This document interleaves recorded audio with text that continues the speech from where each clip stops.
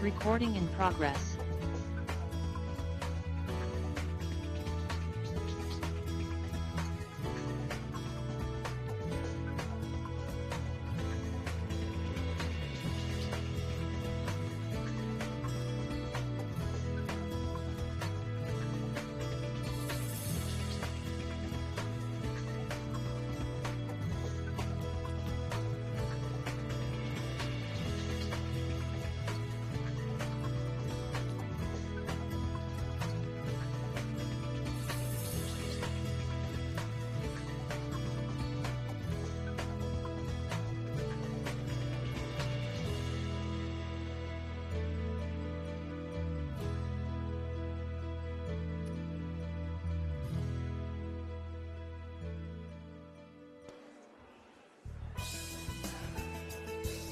Chair O'Connor, if we're ready to go, I think everybody's in place. We've let everybody in online, so I think we're ready to start the meeting.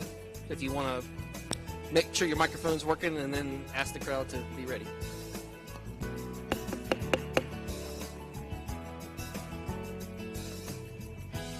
Good evening, everyone. We welcome everybody who is in chambers as well as those who are attending or viewing online or on our local televised network. My name is Sandra O'Connor. I would like to welcome you to the Greensboro Planning and Zoning Commission special meeting to hear a proposed short-term rental ordinance. Please note that this meeting is being conducted in person and online. If anyone participating online needs help with Zoom during the meeting, please email Luke Carter at lucas, L-U-C-A-S.Carter, C-A-R-T-E-R, at greensboro-nc.gov. Members of the Commission are appointed by the City Council and serve without pay. The Commission reviews all land development ordinance text amendments and makes a recommendation to City Council. The procedure used for this public hearing is as follows. Planning staff presents background information and presents the proposed ordinance. Speakers will be given an opportunity to make comments on the ordinance. Each speaker will be allotted 3 minutes to speak. Due to the number of speakers, time cannot be donated to another speaker. All commissioners are required to vote unless they have a conflict of interest. People wishing to speak online will need to use the raise hand function and will be called upon to speak in the order in which hands were raised. Please find the raise hand function under the reaction button. People wishing to speak in person will need to come to the podium. When you are called upon to speak, please state your name and address for the record. Please also direct all comments and questions to the Zoning Commission. Participants in the Zoom meeting will be able to view the meeting and speak when they are called upon. This meeting is being recorded and televised on Greensboro Television Network. In addition, the telecast is being closed captioned for the hearing impaired. And we will also have some initial comments from our legal staff. Thank you, Chair O'Connor. Good evening, everyone. My name is Brent Ducharme with the City Attorney's Office. To my right is my colleague, Emily Garaccio. Just to reiterate a couple things that Chair O'Connor said and to speak to it a little bit more, tonight we're going to have a public hearing, 3 minutes per speaker, as the Chair noted. After that, the Planning and Zoning Commission will go ahead and deliberate this issue and vote on a potential recommendation to City Council. And I want to underscore that point. Any action taken after this proceeding it's not a final action by this commission. It is a recommendation to City Council. To say a bit more about that, any recommendation may include points that the commission requests staff to further explore. So there may be a recommendation made to council, which would include general guidelines. However, certain specific matters the commission may recommend that staff explore further before this matter goes in front of City Council in the future. Thank you. Thank you. I'll also have the members of the commission introduce themselves tonight. I'll start on my far left. Erica Glass. Mary Skeens. Zach Engel. Vernal Alford. Richard T. Bryson. Catherine Maggot. Keith Peterson. Thank you. Just so everybody can anticipate properly, we have a number of people online waiting to speak, and clearly we have people in the chambers waiting to speak. So what we plan to do is to have 3 speakers at a time from the floor. You can come up and line up at the podium to save time. And then we will take 3 people from Zoom, and we'll rotate back and forth in sets of 3 so that everybody feels they have a fair opportunity to speak. Are there any questions or comments from commissioners before we open the hearing process? All right, then we will begin with the staff presentation, please. Thank you, Chair O'Connor. I'm going to share this for our viewers at home as well.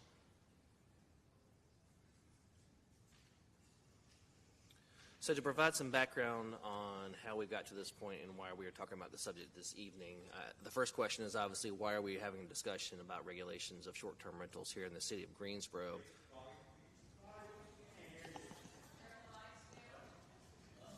Okay, is that better to the audience? No? Not a lot. Not a lot? Okay, I don't know how else to turn the volume up. GTN will work on that piece. All right, I can try that.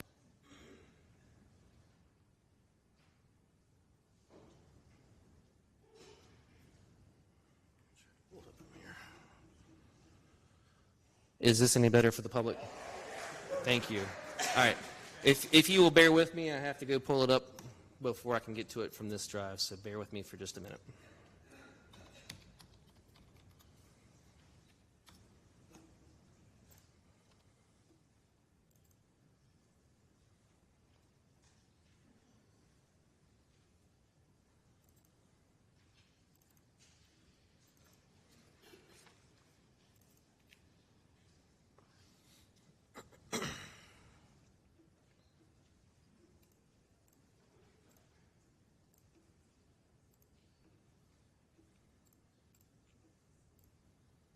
Okay, thank you for clarifying that. I want to make sure everybody has the information.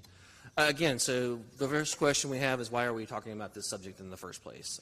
So I think a couple things have come up that really have pushed the city to take a look at the short-term rental regulations. The first is, of course, that we are seeing an increasing number of these types of uses, which are commonly referred to as short-term rentals and often go under some of the leasing platforms such as Airbnb and VRBO. The number of rentals in the city has increased substantially over the last few years. We do have some general estimates on how many we think are in Greensboro right now. We do not have an exact number, but the last estimate that we got from a couple of different sources thinks there's around 600 or so currently operating in Greensboro. We are continuing to get inquiries about starting short-term rentals in Greensboro, and then we've also been trying to address complaints that have come in from folks that have had some concerns about the short-term rentals with that. There have been a number of conversations and requests that have gone to our Board of Adjustment, either for special use permit requirements or for variances from some of the current development standards that we are using. Those hearings have raised several questions about the current regulations that we're using to regulate this use, and our Board of Adjustment specifically requested the city to update and modernize our rules to be more specific to this particular use. The other thing that is also coming into it is that many municipalities in North Carolina have been looking at this issue over the last few years. Several have adopted ordinances already prior to Greensboro. Many other ones are looking at that but have not yet adopted ordinances. So why are we talking about this under a framework of a zoning classification? So the city has authority from the state to regulate use of property here in the city of Greensboro, specifically for the purpose of promoting the health, safety, and general welfare to the public. The idea with regulating this as a use is basically that we're attempting to maintain the residential character of the properties while still allowing the property owners to generate income from this use for a variety of purposes that may include things such as maintaining the residence or making loan payments on the property. Zoning does focus on use of property, and I want to be very clear about that with everyone, and not the tenure of the occupants, so this is not a question about ownership versus rental. And this does not cover individual behavior. This is the use of property. Also would note that the zoning use does not replace or supersede any local codes, either criminal or nuisance laws. So other things that the city may have to address actions of individuals are not superseded by this authority. So the first thing is, anytime you talk about a use, how do you define it? Right now, there is no definition for a short-term rental in our land development ordinance. Our ordinance does say that absent a specific definition, we have the opportunity to use provisions on the use that's most closely related to that use. So currently the city is regulating these uses as either a tourist home or a bed and breakfast, and you can see the definition here on the screen. The tourist home bed and breakfast use does require a special use permit in single-family residential zoning. It does not require a special use permit in other districts that do also allow residential uses, such as our multifamily, office, central business, and commercial and low-intensity commercial districts. There are several development standards under the tourist home provisions that we are currently using that include spacing between tourist homes, requirement of the owner-operator residing using that property as their residence, a limitation on the number of kitchen facilities, which has an impact on the ability to use an accessory dwelling unit as part of this conversation, and then some general limitations on signage and the total amount of people that can stay in the property. So a stakeholder group was pulled together, led by the mayor, to evaluate our current regulations, other things that were being done by North Carolina jurisdictions, and trying to figure out how to move forward with this conversation. So that working group did include short-term rental operators, local land use attorneys, neighborhood representatives, representatives from the Greensboro Realtors Association, the Hotel Association, and the Convention and Visitors Bureau, as well as the local development organization, TREBIC, and the Greensboro Neighborhood Congress. It included staff from our planning, zoning enforcement, and legal staff. That group met for approximately 5 months back in the summer and fall of 2021 to craft the proposed regulations for short-term rentals. In developing the rules, the city has had to have several considerations in what authority we have to work through this with short-term rentals. There are two main pieces that have come into play with this conversation. The first being that North Carolina general statutes specifically prohibit local governments from establishing any type of a registration program in order to rent residential dwellings or property. Additionally, it also specifically prohibits local governments from requiring any type of initial building or safety inspection in order to rent any residential property unless that property was previously cited for a number of housing violations within the previous 12-month period of time. Additionally, the city is also, with these ordinances, considering a recent court case that happened back in last spring, Schroeder versus the City of Wilmington, which is a case that was directly involving the City of Wilmington's short-term rental ordinance. Ultimately, the court invalidated several aspects of that ordinance and specifically noted in that case that they considered that Wilmington had created a registration program that was prohibited by state law. That program included a limitation on the overall number of rentals in the community, which was assigned through a lottery system. There was a provision requiring minimum spacing between short-term rentals and a general registration permit citywide that included both an annual renewal and fee. And those things were invalidated by the court. The court did uphold, however, local zoning authority to again regulate use of property, which would include the issuance of appropriate permits and our ability to limit uses to specific zoning districts. So with that framework in mind, I'll go through the ordinance as it's proposed. So the proposed ordinance does provide a full definition of what a short-term rental is. And again, this is going to be a rental of either a portion or all of a property used for residential purposes for a period of no more than 30 days. The ordinance does specifically indicate that an accessory dwelling unit can be considered as part of a short-term rental. And then the short-term rentals themselves are broken out further into two additional categories. The first being a homestay short-term rental, which basically here is renting a portion of the available bedrooms in that property. And in that case, the property must be used as a primary residence of the operator, and that person is supposed to be on site during that rental period. The second provision is a whole house short-term rental, and that is where an entire residence can be rented for persons, and it requires a minimum 2-night stay. If that property is not used as a primary residence of the operator, then a local operator with a local contact must be identified and that information provided to the city. The city is also requesting to update our definitions regarding bedrooms. There are several standards that reference bedrooms in the broader ordinance, and so we have tried to make sure we are clear on what can be considered a rentable space under short-term rentals and what things would not be considered for that purpose. And then we did put it in a definition for that operator as well. The proposed standards do require, again, that these are allowed only in residential dwelling units and only in zoning districts that allow these residential dwelling units. It does require a zoning permit from the city, and that permit can be revoked if the regulations are violated. There's a limitation on the number of people that can be associated with the rental, and that's 2 adults per bedroom. It does provide a prohibition for large gatherings, and that talks about basically if there's advertised or announced in any form or fashion, and it's more than 2 times the number of people that would be allowed with that rental. Does prohibit any exterior signage, so again, maintaining the residential character of the property. If a local operator is identified for that whole house rental, they must be physically located either in Guilford County or any county directly adjacent to Guilford County. The information for that operator is posted in the short-term rental, and they have to be readily accessible throughout that rental period. And I'm going to move this, sorry. The last piece of it is that we have set up that this ordinance would basically become effective 6 months after adoption. Oops. Yeah. In terms of kind of how we've gotten here through some of the public conversation, again, the working group came up with the draft ordinance back at the end of 2021. There have been several engagements with different interested groups about this. There was 2 citywide public information meetings that were held in March. We had over 100 participants that were participating in those conversations.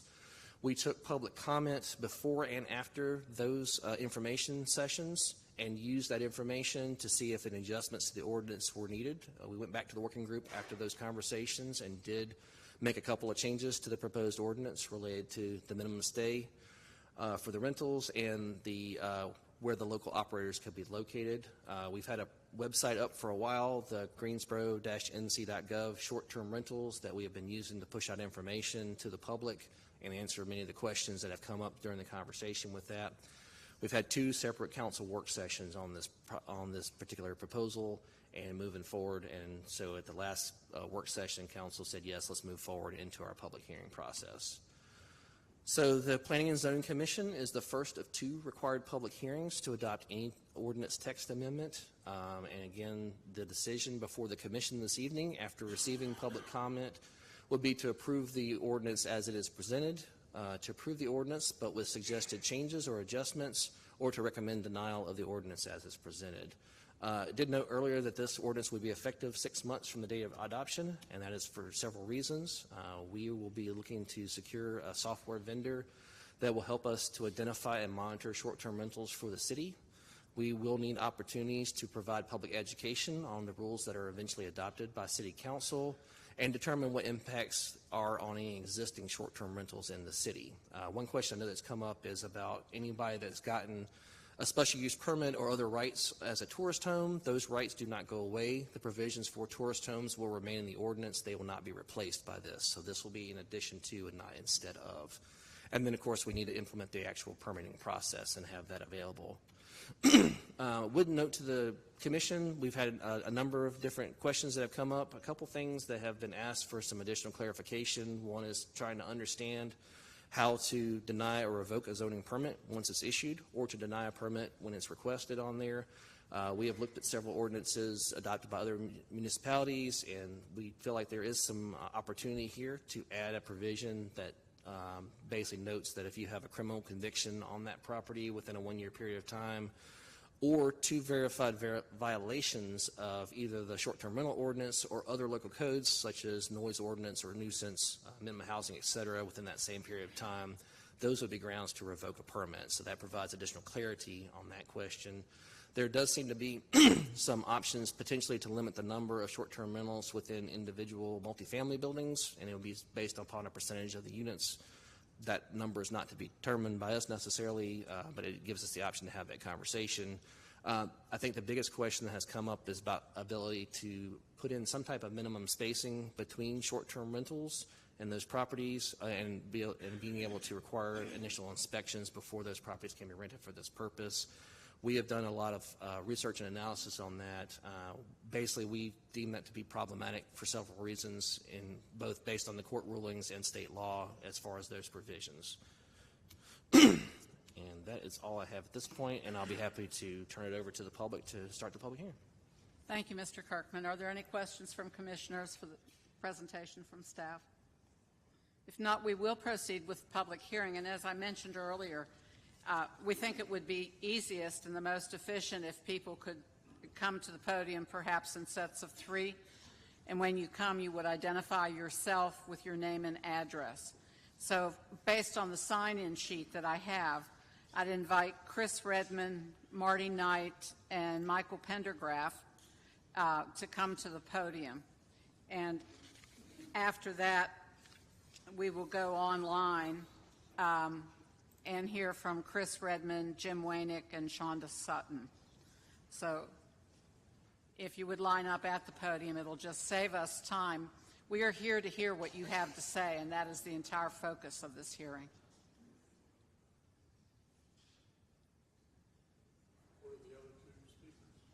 I have Chris Redmond, Marty Knight, and Michael Pendergraft. I'm Michael Pendergraft. Feel free to go ahead, please. Well, my remarks were prepared assuming I would not be first, so I'm not bringing up many things that you will hear later. My name's Michael Pendergraft. I am a resident of Greensboro and live at 106 Kensington Road. I want to speak to 2 things about this ordinance. Our whole house ordinance, our whole house short-term rentals permitted in neighborhoods, and our legal distance separation requirement for short-term rentals legal. The permitted occupations under the proposed ordinance will be the short-term homestay and short-term whole house rentals. Whole house rentals are clearly, absolutely clearly, a business engaged in for profit. Short-term homestays are not objectionable, however. While a short-term homestay, the owner must be present by definition. It could be construed as a home occupation and fit well into that definition. However, a short-term whole house rental does not. A whole house rental will permit nuisances in the neighborhood. Whole house rentals do not belong in single-family zoning for the reasons that they are not a single-family use. Our ordinance defines a single-family use as a separate detached building designed for and occupied exclusively for one family. So you would be creating an inconsistency in the ordinance. It is the purpose of our zoning ordinance to accomplish 21 things, none of which is the degradation or harm to neighborhoods which the proposed ordinance will cause. Secondly, for these reasons, the whole house rentals should be restricted. However, as to the separation requirement, this is also allowed under North Carolina law. Professor Adam Lovelady of our School of Government, in an article written for School of Government, said, and I quote, that a requirement that a land use must be a certain distance from another land uses is a fairly common requirement in local development regulations. You see it in the separation of group homes, with which I'm sure you're familiar, and the separation of sexually oriented businesses, and as to how close bars may be to each other. This commonplace zoning regulations is rooted in the grant of power set forth by our general statutes.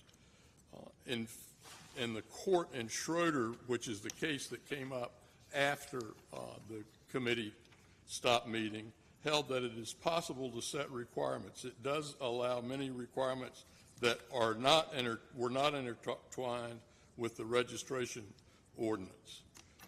The only thing that Schroeder held was that the distance requirement in the Wilmington ordinance was so intertwined with the ordinance as to be objectionable under the registration requirement. It was bound up with it. So that was, and they could not separate it, so they struck the whole thing down. They did not say that the separation requirement itself was illegal. So there's no finding by any court that separation requirements are illegal. Thank you, Mr. Pendergraft. I'm not quite finished, ma'am. I'm sorry, your time. Well, they held the following provisions of the Wilmington ordinance were not illegal, Thank you. and that included restriction on whole house lodging to certain zoning. Mr. Pendergraft, we can only give each speaker 3 minutes. Thank you. I also have on my list Dan Coffey and Kathy Latham are either here and want to speak now. If you'd go to the microphone, please.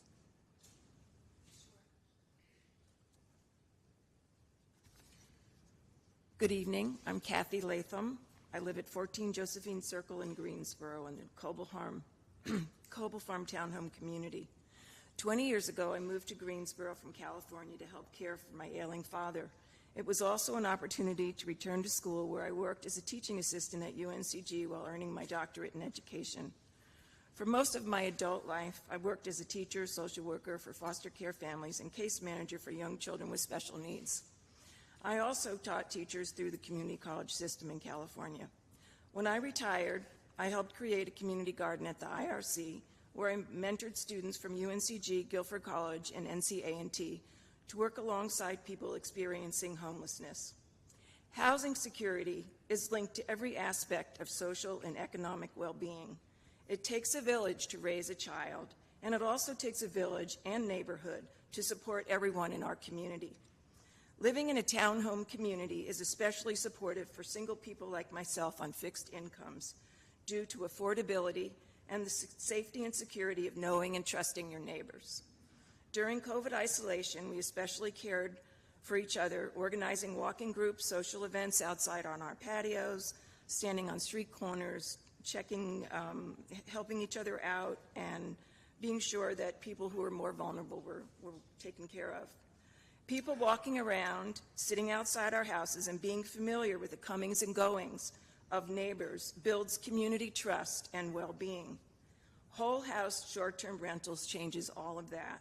Constantly having strangers going in and out of homes next door, down the street, or across the street increases the level of uncertainty and decreases the level of community trust and well-being. People in vacation rentals drink more, party more, park wherever they like, and have no need to respect community guidelines. Most often they don't know the community guidelines.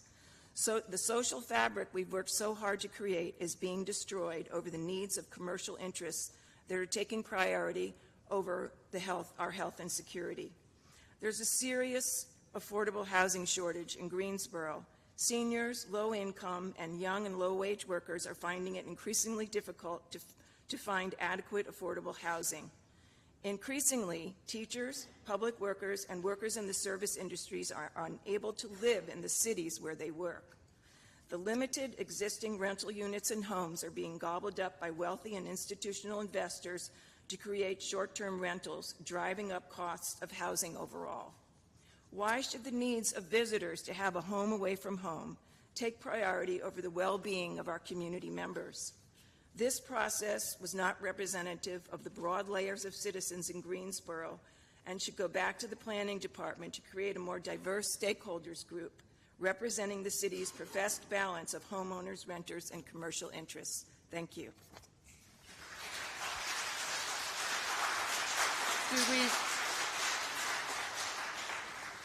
Thank you. Do we have Megan Callahan, Joy Watson, or Susan Boswell? And then after this speaker, we'll take 3 on Zoom.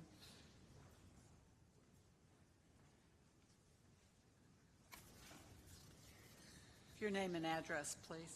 Megan Callahan, 705 Magnolia Street. Everyone has a handout in front of them that I had placed. Major issue that cities must consider with short-term rentals is the impact that these provide on the supply of affordable housing.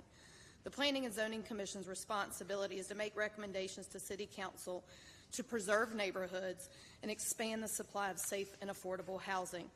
This ordinance as written does not expand the supply of safe and affordable housing and does not preserve our neighborhoods. Investors have been and will continue to purchase existing units and rent them as short-term rentals. This takes these units out of the long-term rental housing market and affordable housing market for first-time homebuyers, therefore affecting the citizens that live, pay taxes, and work in Greensboro. As short-term rentals increase in volume, affordable housing decreases. Harvard Business Review analyzed this.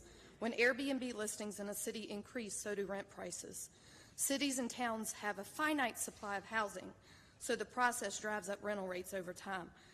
Landlords are switching over long-term to short-term for profit.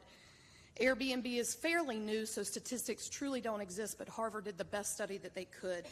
And the article shows that growth in home sharing through Airbnb has contributed to 20% of the annual increase in U.S. rents and about 14% of the average annual increase in U.S. housing prices.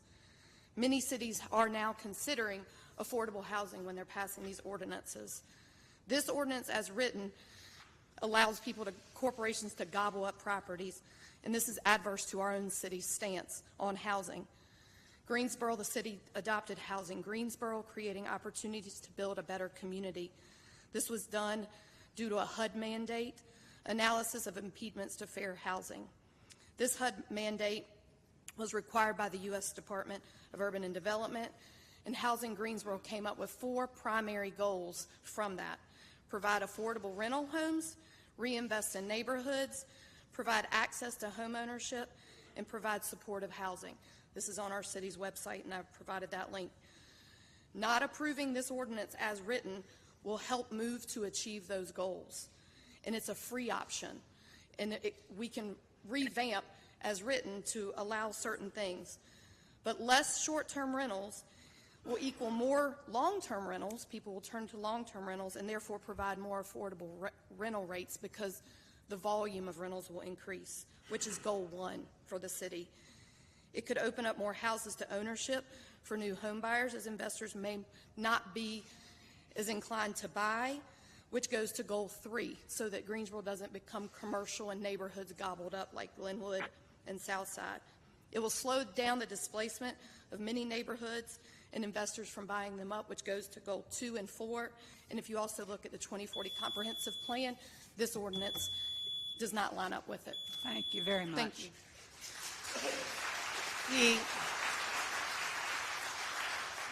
So you can prepare, the next 3 names I have in person are Joy Watson, Susan Boswell, and Burton Kennedy.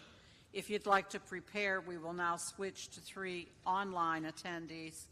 And I have Chris Redmond, followed by Jim Wainick, and then Shonda Sutton. Chair O'Connor also would note that Mr. Coffey is actually online. He was not able to attend in person. Okay, so we will add Mr. Coffey to that mix. Thank you. And I do not have Mr. Chris Redmond online. Okay. So it would be the next Do we one. have Mr. Wainick? Yes, I'm here. All right, if you'd like to turn on your camera.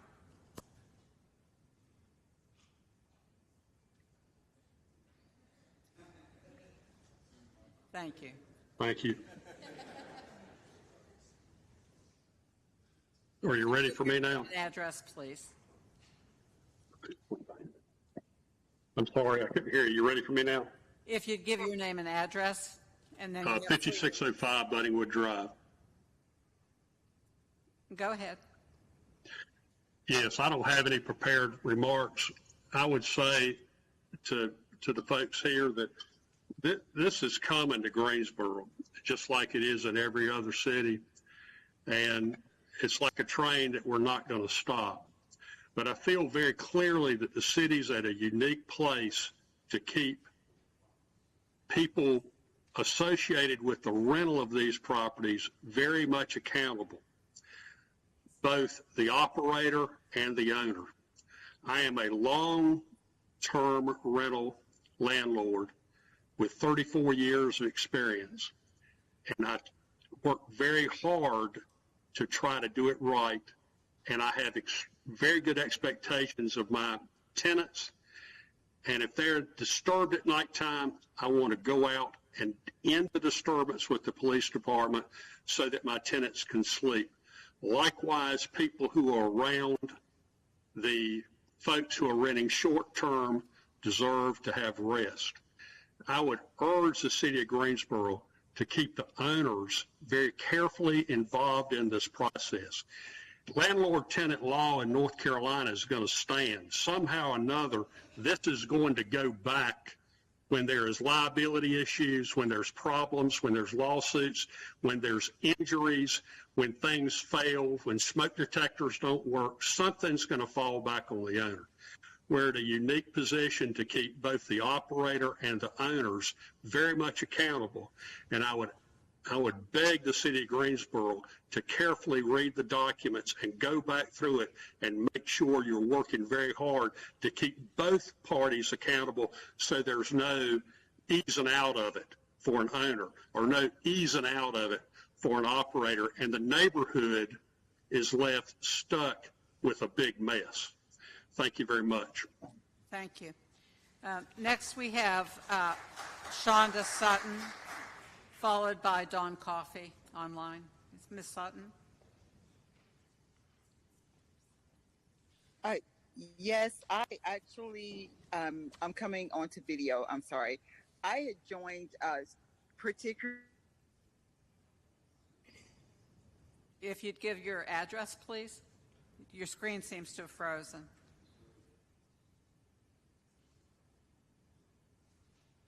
Ms. Sutton, you may want to sign off and come back on. There you go. Can you give your address, please? Yes, this is 110 Summerlin Drive, Greensboro. I joined primarily for listening purposes this evening. However, I am concerned regarding involvement of the property owner and some of the other proposed limitations or restrictions. I think that once the door is open, sometimes we have unintended consequence that outside our communities, those coming in from other states or other areas can sometimes find the loopholes within our ordinance and then take advantage of those. So again, primarily listening this evening, my interest would be in bringing accessory dwellings onto current properties for the owner to then utilize that ADU as their Airbnb. And if that person is still considered on site, again, you have the owner right there to govern, oversee the property, any concerns or complaints or needs for the tenant, and still withhold and uphold the integrity of their neighborhoods. And so that is really all I wish to share this evening. Thank you. Thank you very much. Next, we'll hear from Mr. Coffey, who is online. And then if the following would like to prepare after our floor speakers, we'll hear from Marty Knight, Megan Harpold, and Janice Hamill. So is Mr. Coffey available? And if you'd give your name and address, please. You're muted. We can't hear you. Mr. Coffey, you're not muted, but it seems like you're too far away from your microphone for us to hear you. Can you try to get closer to your microphone? It shows muted on the GTN live feed. He's not. Yeah, the GTN live feed is through GTN. His actual feed for Daniel Coffey is not muted. You might want to look at your settings for your microphone on your computer. We can't hear you. We can come back to Mr. Coffey. Okay, we'll come back to Mr. Coffey after we hear from some of the floor speakers. Next, I have Marty Knight. Excuse me, wrong list. I have Joy Watson. If you'd give your name and address, please. My name's Joy Watson. I live at 909 West Wendover Avenue. I am an owner-operator of Airbnbs. I live on site. My properties are adjoined to the one that I live in as a primary residence. Could you speak closer to the microphone? There. And I'm trying to look that way, but I'm also trying to look, sorry. So I do not agree with, I do agree that there are some issues with some Airbnb hosts being negligent. I do want to point out the obvious that we have landlords that are also incredibly negligent. Some of the properties that I acquired were properties that were previously long-term, they were long-term rentals, and no one seemed to care about these properties. I know that people had turned in. I know the renters that lived there because they were right next door to me, and I know that they had complained to the property managers, they had complained to the owners, they had complained to the city about different situations where there were homeless people living in a crawl space, and there were a bathtub that was falling through the floor, and no regulations, nothing was being done to call these landlords to be accountable for having these properties in a condition that is habitable and livable. And when we purchased these properties, we were able to purchase them because we're Airbnb hosts, and we did fix them up. And now all of a sudden we have a lot of regulation coming in trying to limit what it is that we're doing, while we have been working to bring these properties up to a livable condition and remove blight from our neighborhood. I don't think that anyone in my neighborhood would complain about that when they look at the value of their house that has just now increased because we have taken 2 incredibly blighted houses out of the neighborhood. I do realize that there are many variations of Airbnb host, and that I am probably on the very far end of the very particular end of the spectrum, and so I do not think that we're going to have any success in regulating out people who do not care about the community in the way that we do.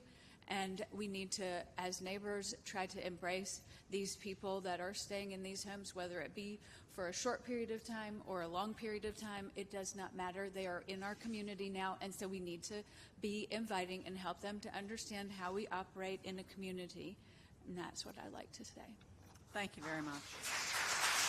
Next, I have Susan Boswell. And Chair O'Connor, if I may briefly, just before the Certainly. next speaker, since that one was a little under 3 minutes, I just want to reiterate to everyone in attendance, particularly out of respect for folks who are signed up to speak and are going to be speaking significantly later, given the volume, if we can just make sure our comments are limited to 3 minutes, try to limit applause afterward. Let's just have a smooth transition from one speaker to the other. I would encourage that. Thank you.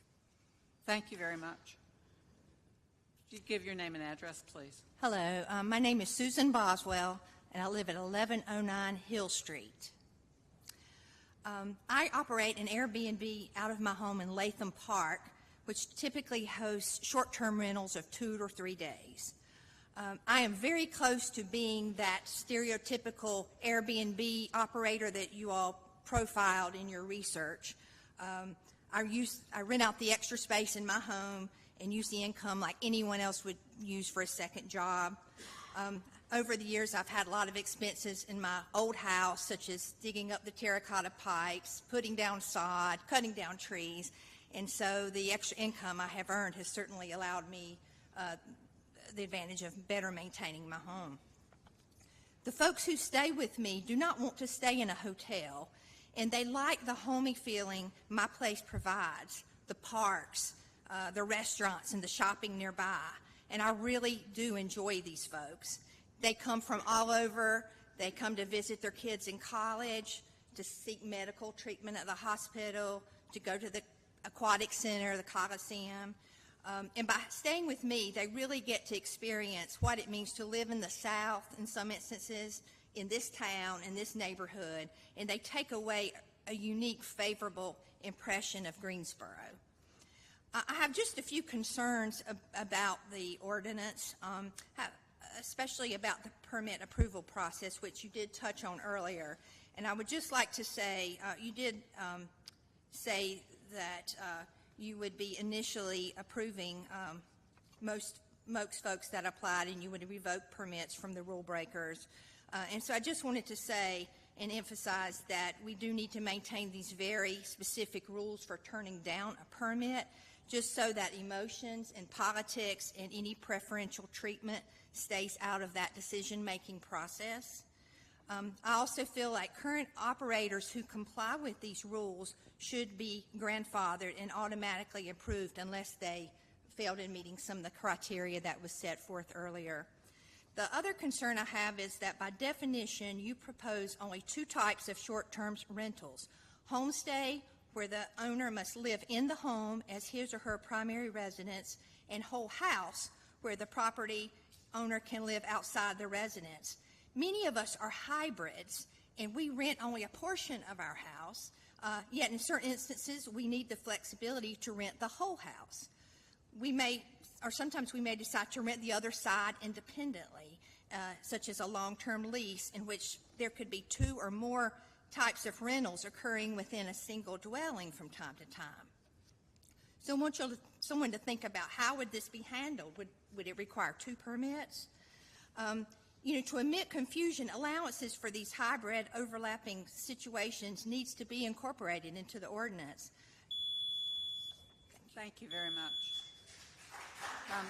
As noted, we appreciate your support of various speakers, but it would be helpful for everyone if we could refrain. I understand. I want to stand up and cheer sometimes too. But our next speaker is Mr. Kennedy. Thank you. My name is Burton Kennedy. I live at 516 Hillwood Court here in Greensboro. I'm a lifelong resident of Greensboro, but I'm here. I've been a full-time realtor for 44 years now, and I clearly am not speaking for the Realtor Association, but for myself. But I do want to dispel a couple of editorial comments that have been in the newspaper. That is that the local Realtor Association is promoting changes in order to sell more houses to corporate investors. I would say nothing could be further from the truth. The Greensboro Regional Realtors Association has not endorsed any of these changes. They've been silent on it. As I understand, there was one realtor of the 14-member task force, and she is someone who's involved in property management. We do support private property rights. We do not want to limit things like furniture market leases that have been around this area for several generations, I guess, as long as I can remember anyway. But I would also suggest there's no one who cares more about the integrity, beauty, and safety of the neighborhoods than our local realtors. 9 out of 10 local realtors are probably simply involved in the business of selling homes, and we work hard to promote what Greensboro has to offer. I suspect many of you have worked with a realtor. Thank you. Thank you. We'll go back online, and if you would care to prepare, after we have some Zoom speakers, we'll look for David Wharton, Anna Geary, and Cheryl Pratt. Next, if Mr. Coffey has your microphone fixed, would like to hear from you.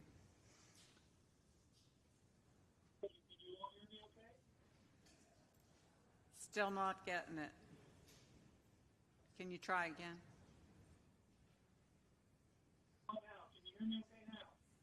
I'm sorry, Mr. Coffey, we cannot hear you. We'll welcome you back if you want to send a message to Luke Carter once you feel that you have your microphone fixed. We'll try you again. We don't want to prevent you. Do we have Marty Knight online?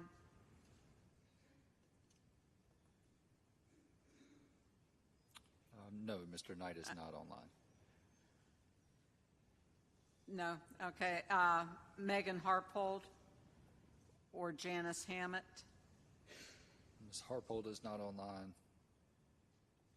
And Ms. Melvin Ms. Manuel? Hammett is Or online. maybe, Mr. Carter, you could tell us who you have. I'm Janice Hammett. Thank you. If you'd give your name and address, please, Ms. Hammett. Janice Hammett, 218 West Avondale Drive, Greensboro. I just want to speak not as an expert in any of these topics, but just as a resident of our wonderful Greensboro city neighborhoods. One of the best things about living in Greensboro to me is the sense of community in our neighborhoods. It's a part of the quality of life in Greensboro. You know your neighbors, they're your friends, and when the news is filled with pandemics and war in Ukraine, opioid crisis, rising rates of mental illness in children, it's really comforting to be able to have a conversation with a neighbor, to be able to ask them to keep an eye on your house when you're gone, to share your joys and concerns with them, to know that you can trust them and they trust you. And I believe that the city's proposed changes to these regulations will endanger that sense of community in our neighborhoods. There is the possibility of having increasing numbers of houses that are either empty or full of strangers rather than houses with neighbors and friends in them. In addition, as someone else has mentioned, I'm concerned about the adverse effect on the availability of affordable housing. So I just would ask that the city officials remember who it is that you're here to serve and that is the citizens of Greensboro, not businesses and corporations with no connection to our community. Thank you. Thank you very much. We also have Melvin Manuel. We do have Mr. Melvin Manuel online. Okay, Mr. Manuel, if you'd like to turn on your camera and give your name and address, please. We cannot hear you, Mr. Manuel. You're muted.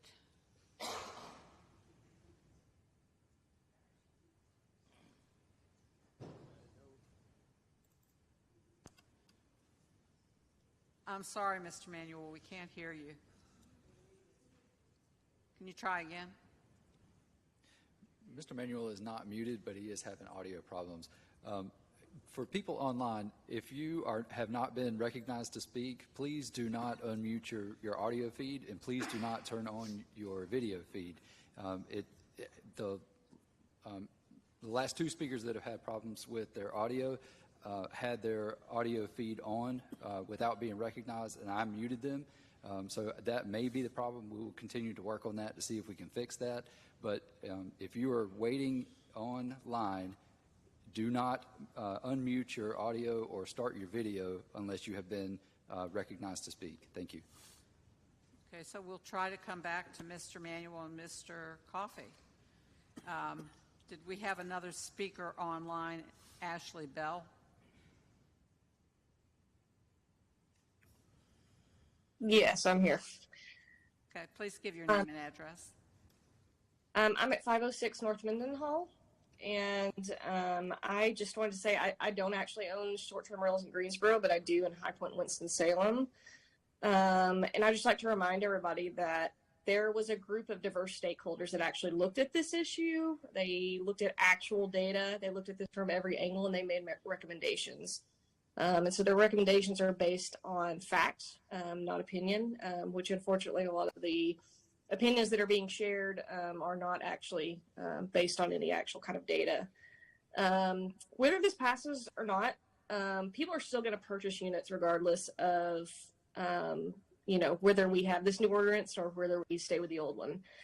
One of the reasons this isn't going to change is because state law, along with the city, has already determined that it's not legally possible for there to be a distance between requirement. That's not changing, period. The notion that Airbnbs will be quote unquote unlimited is just inflammatory language by those who want to oppose short-term rentals. This new ordinance actually proposes increased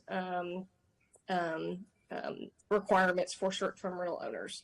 I'm not personally opposed to these requirements, but I will say that the city, with the proposed ordinance, would actually have closer monitoring of short-term rentals via zoning permits, requiring owner or manager locations and contact info, which they don't currently have for everybody. It also limits the number of people that can be in a house based on the number of bedrooms, and it also prohibits exterior signage. None of these things are possible under the current ordinance. The argument about corporations gobbling up properties mostly for short-term rentals is odd, because all I see corporations doing are gobbling up properties for long-term rentals. So most short-term rentals are owned by individuals, even if they're under the umbrella of an LLC. I just want to remind everybody that, it's kind of ironic that people complain about wanting to maintain the neighborhood and maintain people being neighborly, but yet we act like this when we are bringing up things like this. So be good neighbors and embrace your short-term rentals. Thank you. Thank you very much. Is Mr. Coffey or Mr. Manuel able to speak? Can you hear me now? Yes. Okay. We can, yay. Great. Thank you very much. Well, good evening, everybody, and thank you for the opportunity to address you here tonight. Could you give us your address, please? My name is Dan Coffey. I'm at 1623 Helmwood Drive in lovely Greensboro, North Carolina.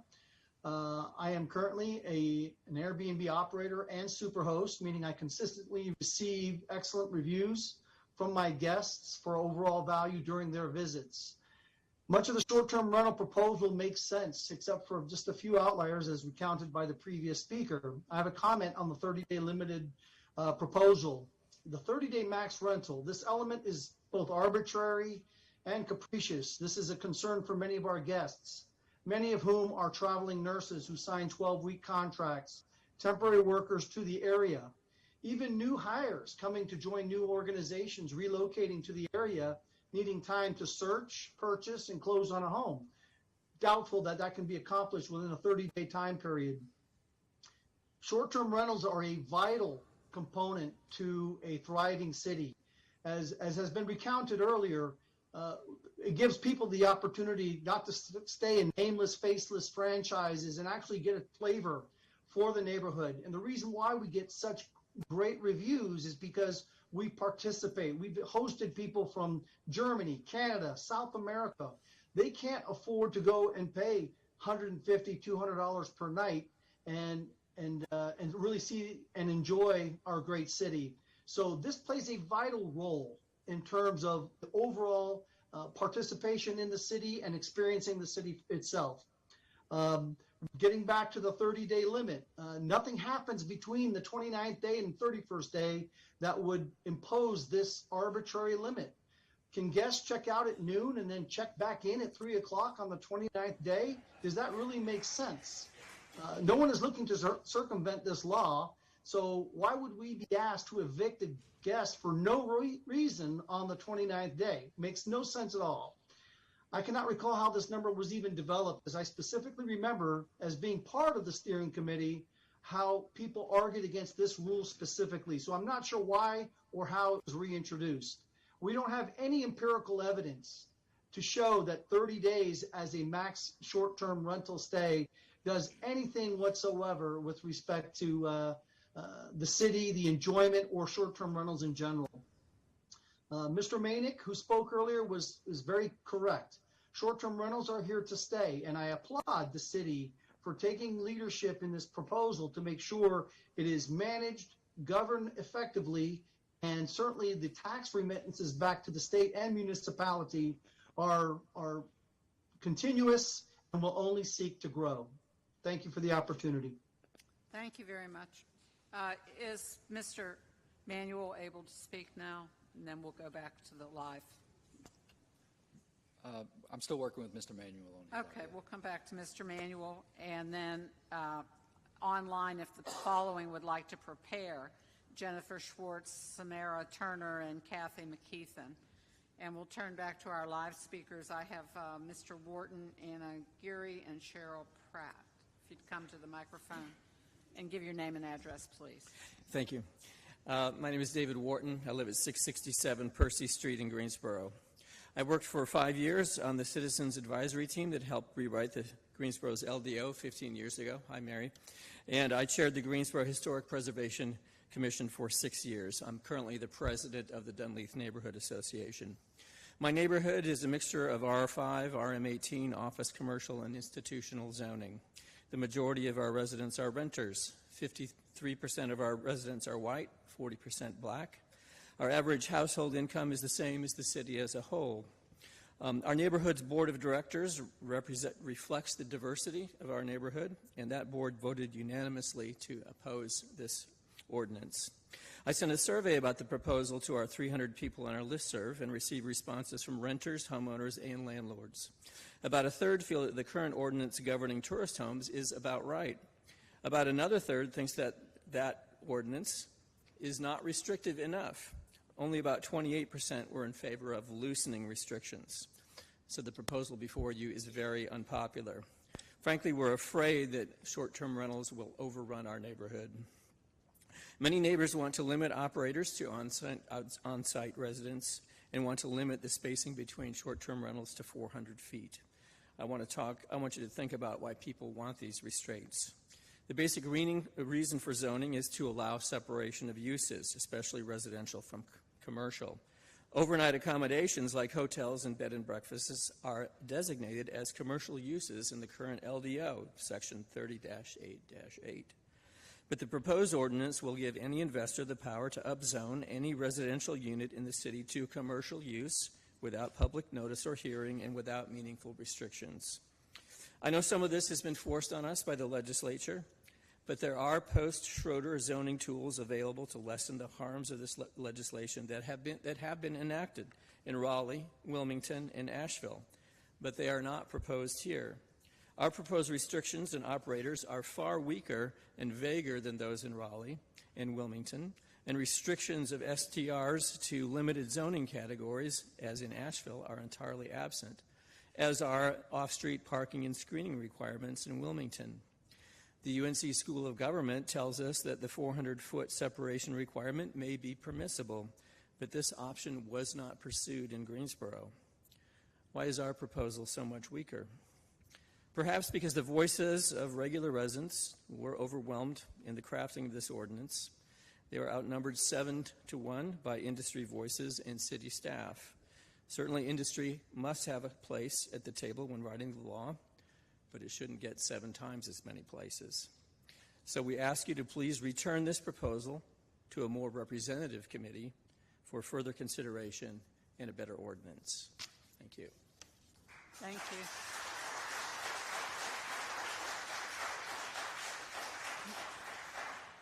Perhaps in an effort to applaud speakers, if we limited ourselves to one clap. And next I have Anna Geary and then Cheryl Pratt. I'm Cheryl Pratt. If you'd like to go ahead and introduce yourself. Hi, my name is Cheryl Pratt, and I live at 910 Magnolia Street. Good afternoon, Commissioners, and thank you for your time. This is a zoning issue hinging on an occupancy issue. A non-owner occupied short-term rental is no longer a residential home and should not be considered as such if no one actually resides there. It is a structure being utilized as a mini hotel, a business. It is a change of use without neighborhood input or approval. It's by its very nature spot zoning. We have no objection to owner-occupied and managed short-term rentals. We have several in our neighborhood. They're wonderful. What you call homestay. We object to investor-owned, management company-administered STRs in residential neighborhoods due to the status change to a business, a change of use that is not residential. They are not neighbors. We're aware of the North Carolina Court of Appeals ruling, Schroeder versus City of Wilmington. Registrations of STRs is not allowed, but permits are. Zoning may also be used to control STRs. If the city feels the need to rewrite the tourist home regulations, it needs to be referred back to staff and require input from neighborhood residents. The ordinance needs to be thoughtfully and tightly rewritten regarding occupancy, property management, owner responsibility, density, and enforcement. Other cities in North Carolina have shown that distinction between owner-occupied homestays and vacation rental businesses is the most easily enforceable. Density. Caps and percentages by registration was struck down, but per Chapel Hill School of Law review of Schroeder, caps may be placed under the context of zoning. Distance between SDRs can be placed as an integral part of the zoning ordinance, just how we now zone the distance between schools and liquor stores. We are allowed to zone distance. Enforcement, requiring non-owner occupied STRs to get a permit is a start, but is there a budget to monitor, enforce, and fine non-compliant properties? It's currently been left up to the neighborhoods to identify party homes. Calls to city staff brings little relief. The burden of proof for nuisance houses should be clearer and more concise so it's not placed back on the neighborhoods to enforce, which it currently is now. Perhaps our city planners need to take a page from Asheville. They rewrote their ordinance that non-owner occupied STRs could only be located in the resort zoning districts in 2022. Greenville, South Carolina, which we want to emulate, non-owner occupied STRs are only allowed in the central business district. Both cities allow owner-occupied and owner-managed STRs in residential neighborhoods. There's a huge difference between the two. We'd like you to recognize that. Thank you. Thank you. One clap, one clap, one. Okay. Next, please. That's not mine. Hi, my name's Jennifer Schwartz. You said I was online, but I'm actually in person. So Okay, we'll be happy to I'm have here. you in Okay. person. Thank you. Okay, thank you. I'm going to talk about the Airbnb effect. Could you give your address, please? I'm sorry, 108 Fisher Park Circle. Thank you. So the short-term rental industry is exacerbating a housing shortage, causing rent prices to skyrocket in cities across the United States.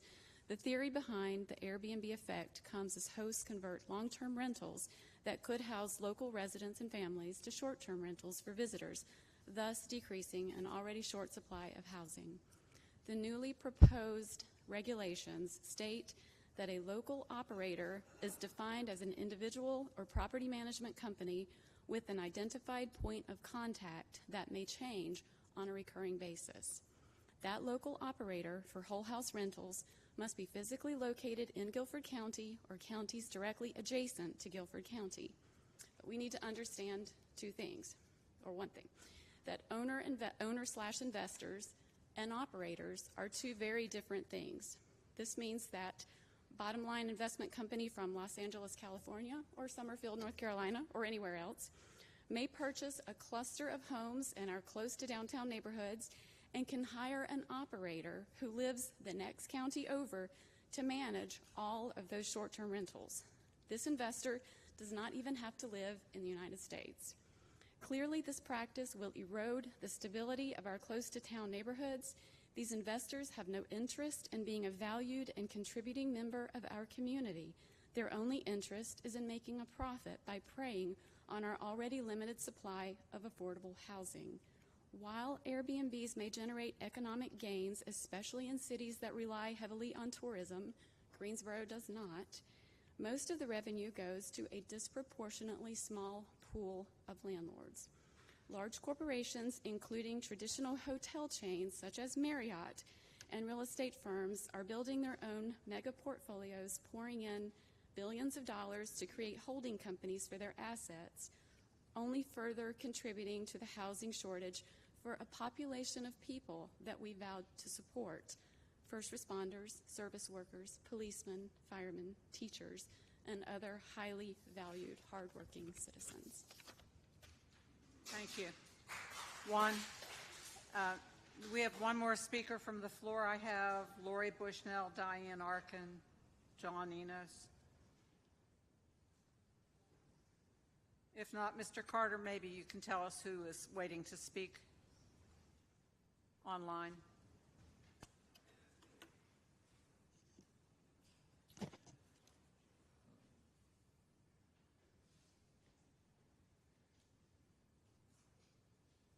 We have Mr. Manuel back in the room. We'll give him another try first. Can't hear you.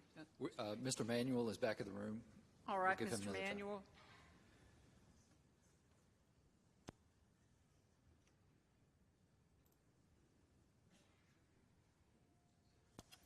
Mr. Manuel, we're still having trouble hearing you.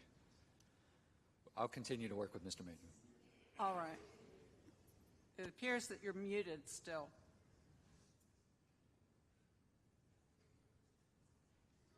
No, still can't. It's still not working. Do we have anyone else, Mr. Carter, that's ready to speak online? We'll come back to you, Mr. Manuel.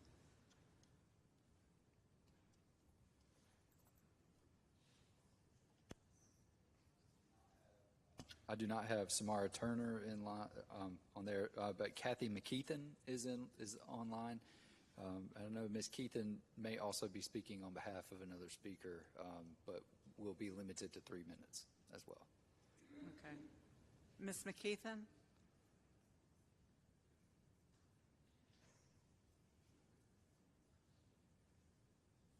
Hello? Yes. Hi, I'm Kathy McKeithen. I'm at 2506 Westmoreland Drive in Guilford Hills. I'm speaking tonight against blanket zoning, allowing non-owner-occupied short-stay housing in our residential neighborhoods. My perspective comes from the experience of serving our community as a realtor broker for 39 years and as a lifelong resident of Guilford Hills. While STRs may increase tourism and help businesses in some cities where they're located, if they're located within neighborhoods not conducive to short-term rentals, they can be very disruptive to the lifestyle and property values in those neighborhoods. Operating the tourist home solely benefits the absentee owner speculator and does not contribute to the general well-being of the community. These venues are businesses, period. There is proof locally of investor owners leasing to individuals and companies that manage multiple properties, and then they in turn sublease on Airbnb and those type venues. Neither may live in near or surrounding counties, and that adds another complex layer to any possible help we can get from city ordinance and zoning departments. And I have personal experience with this with a home in our community, and I want to say that Mike and Steve in city zoning and ordinance bent over backwards trying to help us, but this particular person was a repeat offender, and it was just over and over and a constant loop of paperwork and headache on their part trying to deal with it. To address safety, you don't know who those short-term tourist renters are, nor do you know the corporate landlords. They're not invested in our community. They just want the best rental experience for themselves. We can't check them out on a sexual predator list. If there's any problems, there's no immediate recourse. How do you contact the absentee owner to address your concerns? This type of dwelling, once again, is worse than a hotel because there is no management on the premises. I recently saw a comment by our mayor in the Rhino Times regarding short-term housing, and the quote was, "We may have led the country in this because of the furniture market. We've known people who for decades have been renting their houses out short-term. This is really just a safety issue." Well, Madam Mayor, in all due respect, a family renting their personal home to the furniture market professional for a couple of weeks a year, while that family makes a couple extra bucks for vacation, is vastly different than changing the entire zoning in a residential neighborhood to allow corporate real estate investors and absentee owners to make exorbitant profits while undermining the safety of our community and the dynamic of entire neighborhoods. We as a city are suffering through not having enough police officers around right now. How are you going to handle and manage the drug traffic, the noise, the parties? And trust me, I've seen that too. I'm speaking from experience here. This is not just an idea I've come up with. A home is the largest investment most people will ever make. Property values are affected when potential buyers won't buy the home for a fair market value, or a seller has to discount dramatically to move the home because it's near an Airbnb, and who wants to live next door? I'm sorry, the 3 minutes is up. That's totally fine. Thank you. Thank you. We have some speakers from the floor. If you'd like to come forward and give your name and address.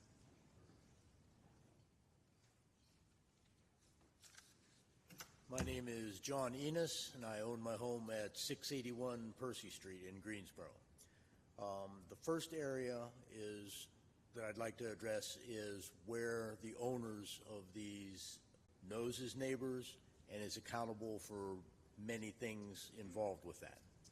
Someone that does not live there may have some concern for it, but certainly not as much as somebody that lives in the neighborhood. If they live outside the county, they're going to have even less. So I think that having an owner-occupied structure is very key to these ordinances. Secondly, I think that the number of Airbnbs or short-term rentals in a particular area needs to be restricted, and I will say severely. I do not wish to live in the middle of a hotel district. Thank you very much. Thank you. One clap. If you give your name and address, please.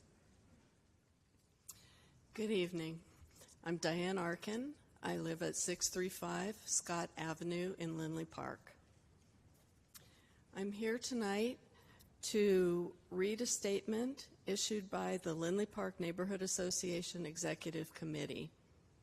The Lindley Park Neighborhood Association Executive Committee has voted not to support approval of the proposed ordinance amendment at this time.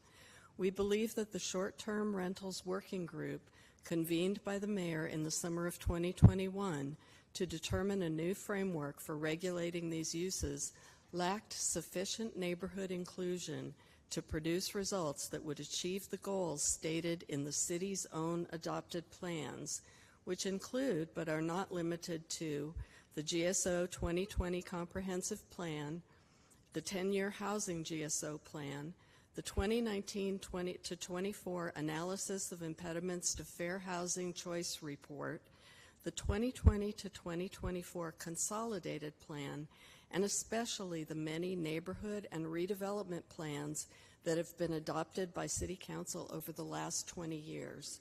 Communities that have done the outreach and listened to the voices of their residents as part of the neighborhood and redevelopment planning process deserve to be included in decisions of this magnitude that will ultimately impact the quality of their lives here in Greensboro.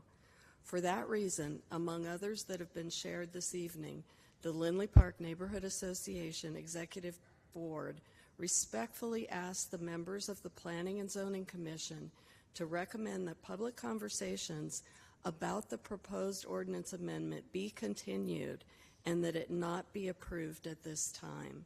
Thank you for your time and consideration. Thank you. We'll take one more speaker from the floor, and then we'll go back to the online people. I have Joyce Uri and Anna Adamson.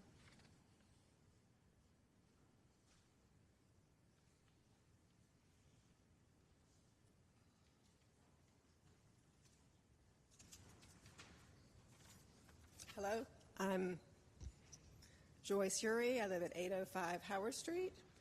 And so Airbnbs and other short-term rentals are definitely a great asset for a vacation stay option.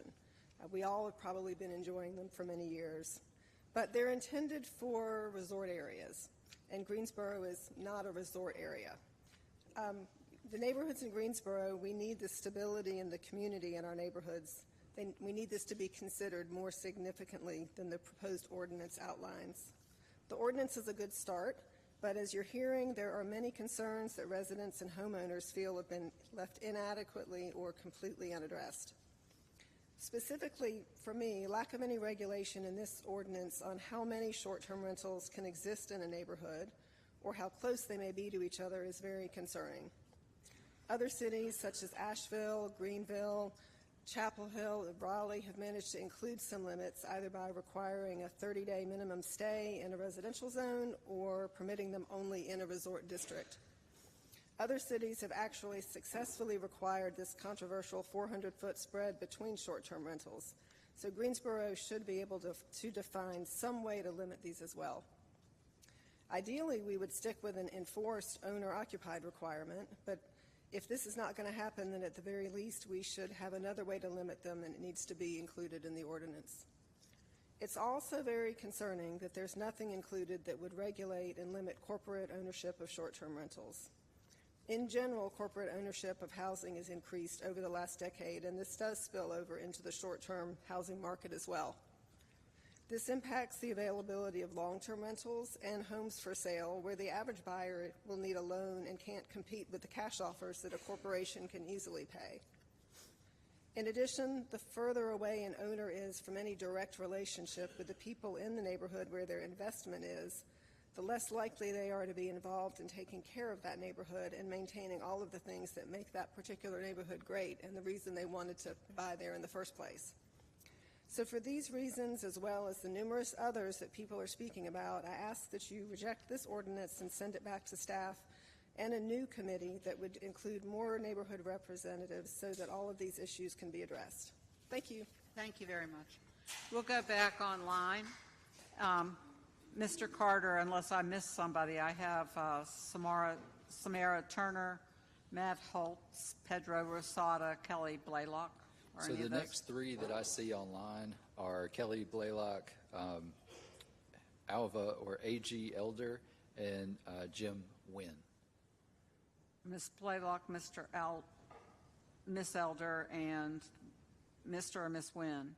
So is Miss Blaylock available? Yes, can you hear me? Yes, if you just, if you want to turn your camera on and give us your address, please. I started the video. Can you see me? We can hear you. Oh, okay. I started video and it didn't start. Either your camera is covered or you don't have a camera on that computer. So, There we go. There you go.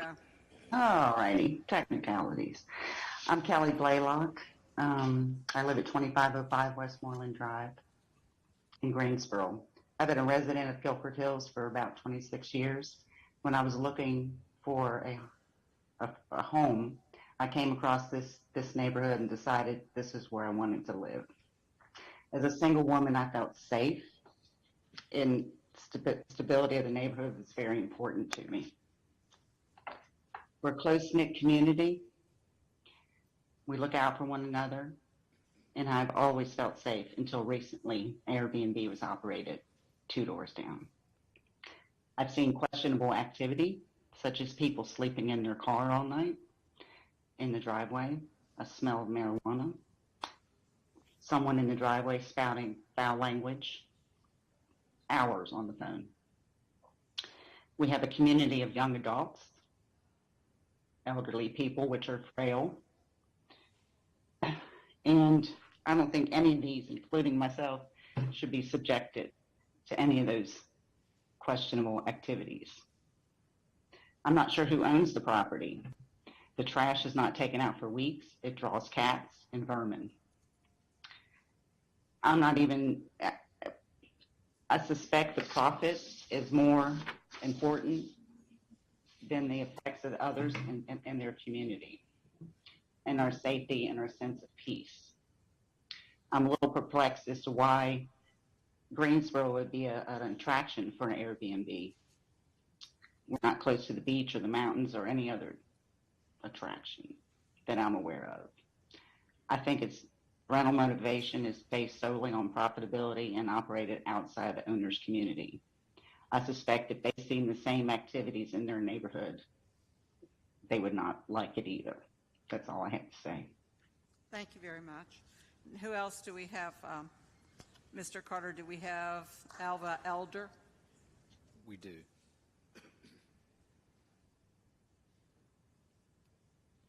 I'm asking them to unmute.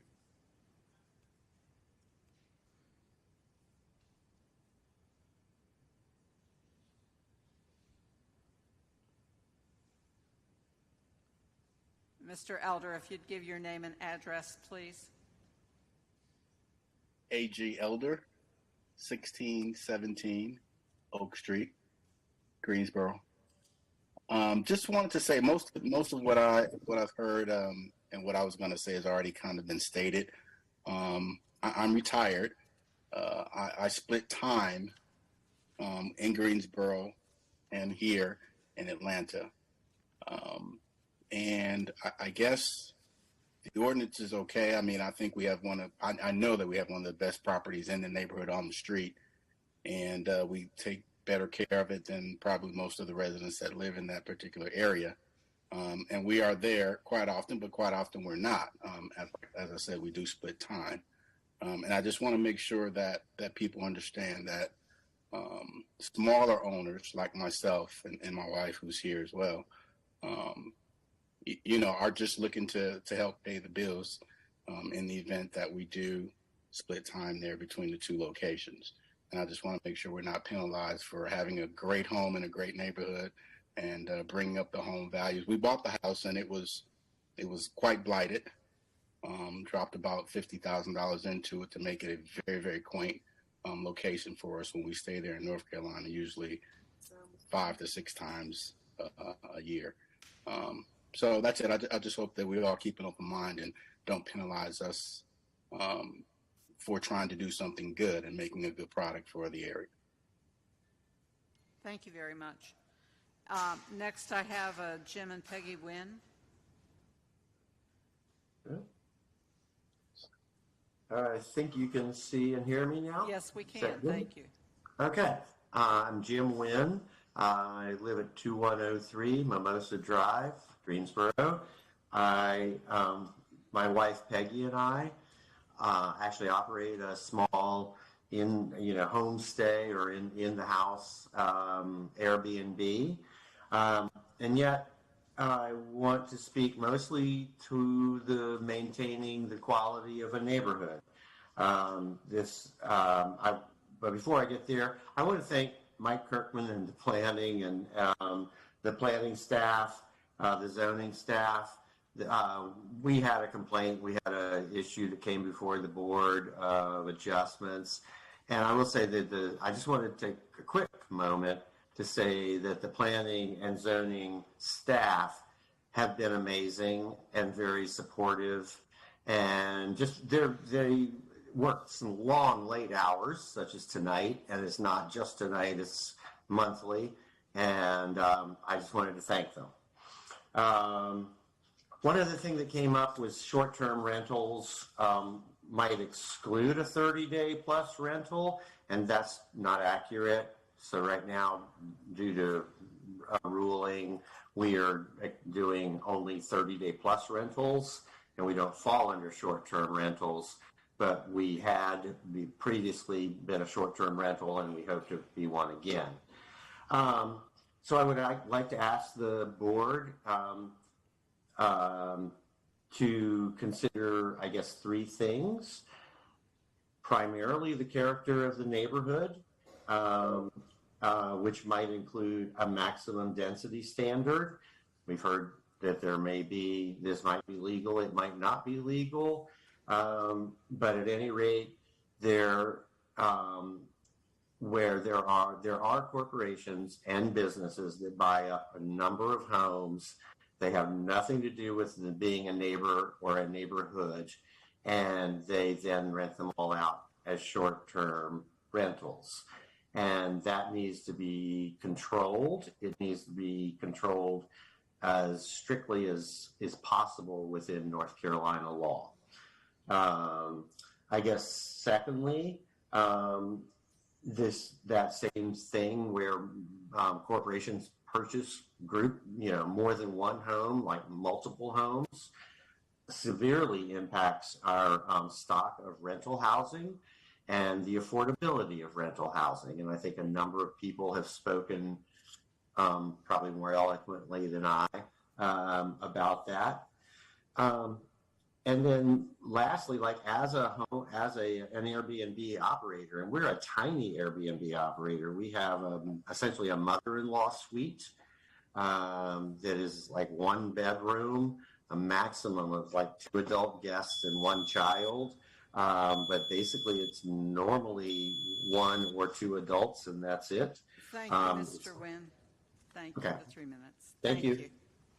Right, we'll go back to some live presentations.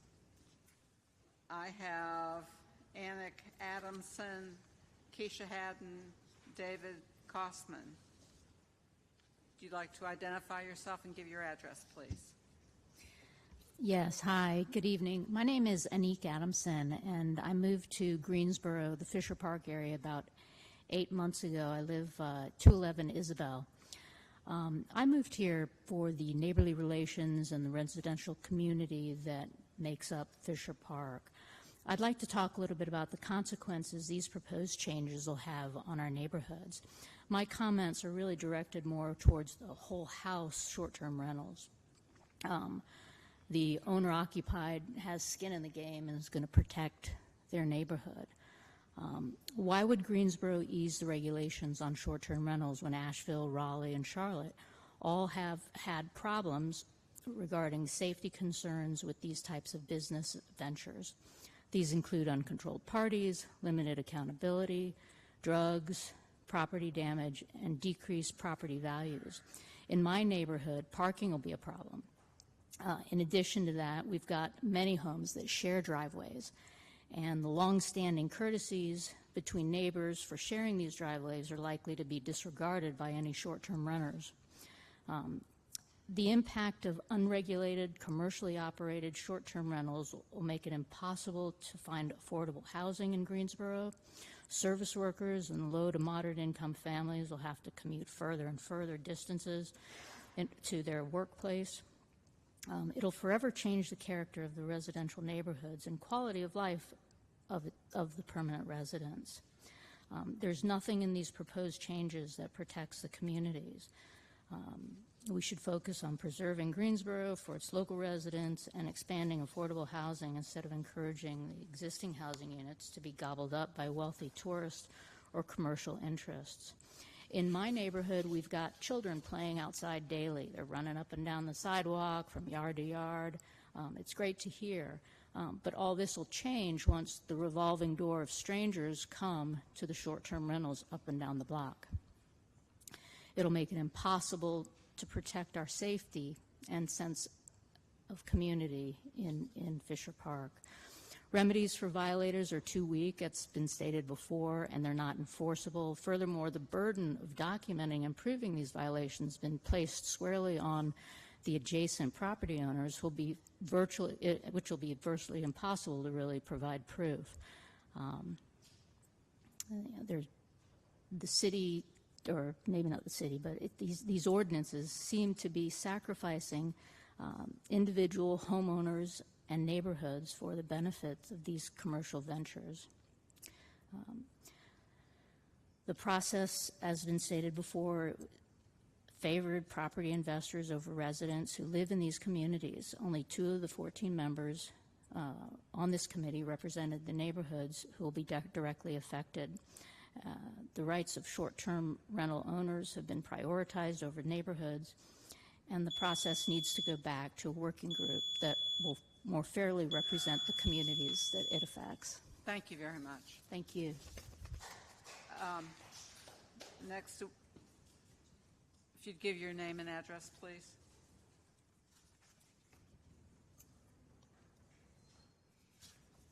Hi, my name is Keisha Haddon, and I live at 404 West Bessemer Avenue. My husband and I purchased our home and moved to Greensboro 6 years ago. Our daughter got married 2 years ago. She and her husband have been setting aside money since then to purchase their first home. Recently, she was transferred to Greensboro, and they have begun their search. A lot has changed in the home market since we purchased our home 6 years ago. Home prices have often doubled. Interest rates are also much higher. But in addition to these issues, there is another problem, which it seems the city of Greensboro has decided to contribute to rather than to work to prevent. This is the problem of the investors buying up the exact homes that my children, as first-time homeowners, are looking to purchase. Recently, 2 homes in my neighborhood were purchased by investors and are now leased as short-term rental properties by Airbnb, VRBO, and Homes and Villas by Marriott. These investors have created more pressure on the housing market by removing inventory and driving up the price. Lack of inventory and high prices will effectively shut my daughter and son-in-law out of the market.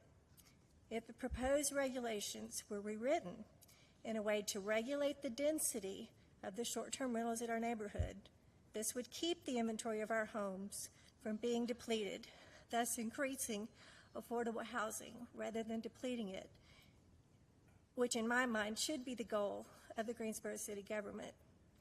And no regulation is effective without a way to enforce it. In Asheville, short-term rental owners are fined $500 a day for violations. Putting something like this in place in Greensboro would lower the number of illegal short-term rentals being run and again increase the inventory of affordable homes. As a parent, I'd like to see my children offered the same opportunities that my husband and I were given, a chance to own an affordable home in a neighborhood made of long-term neighbors that care about each other and a place they live. My hope is that our city government would have similar goals of affordable housing in strong neighborhoods instead of supporting investors of short-term rentals. I'd ask that the proposed ordinance changes go back to committee and address the issue of density and enforcement, and that the committee makeup would reflect an equal number of neighborhood representatives as other members. Thank you. Thank you. We have time for one more live speaker, and then we'll go back to online.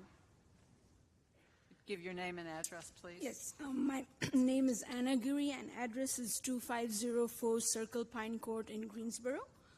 So first of all, I would like to thank the city for bringing this ordinance because there are many hosts who are very responsible in this short-term rental community, and this will, encourage more hosts to run the operation in a very responsible manner and not create a nuisance for the neighborhood.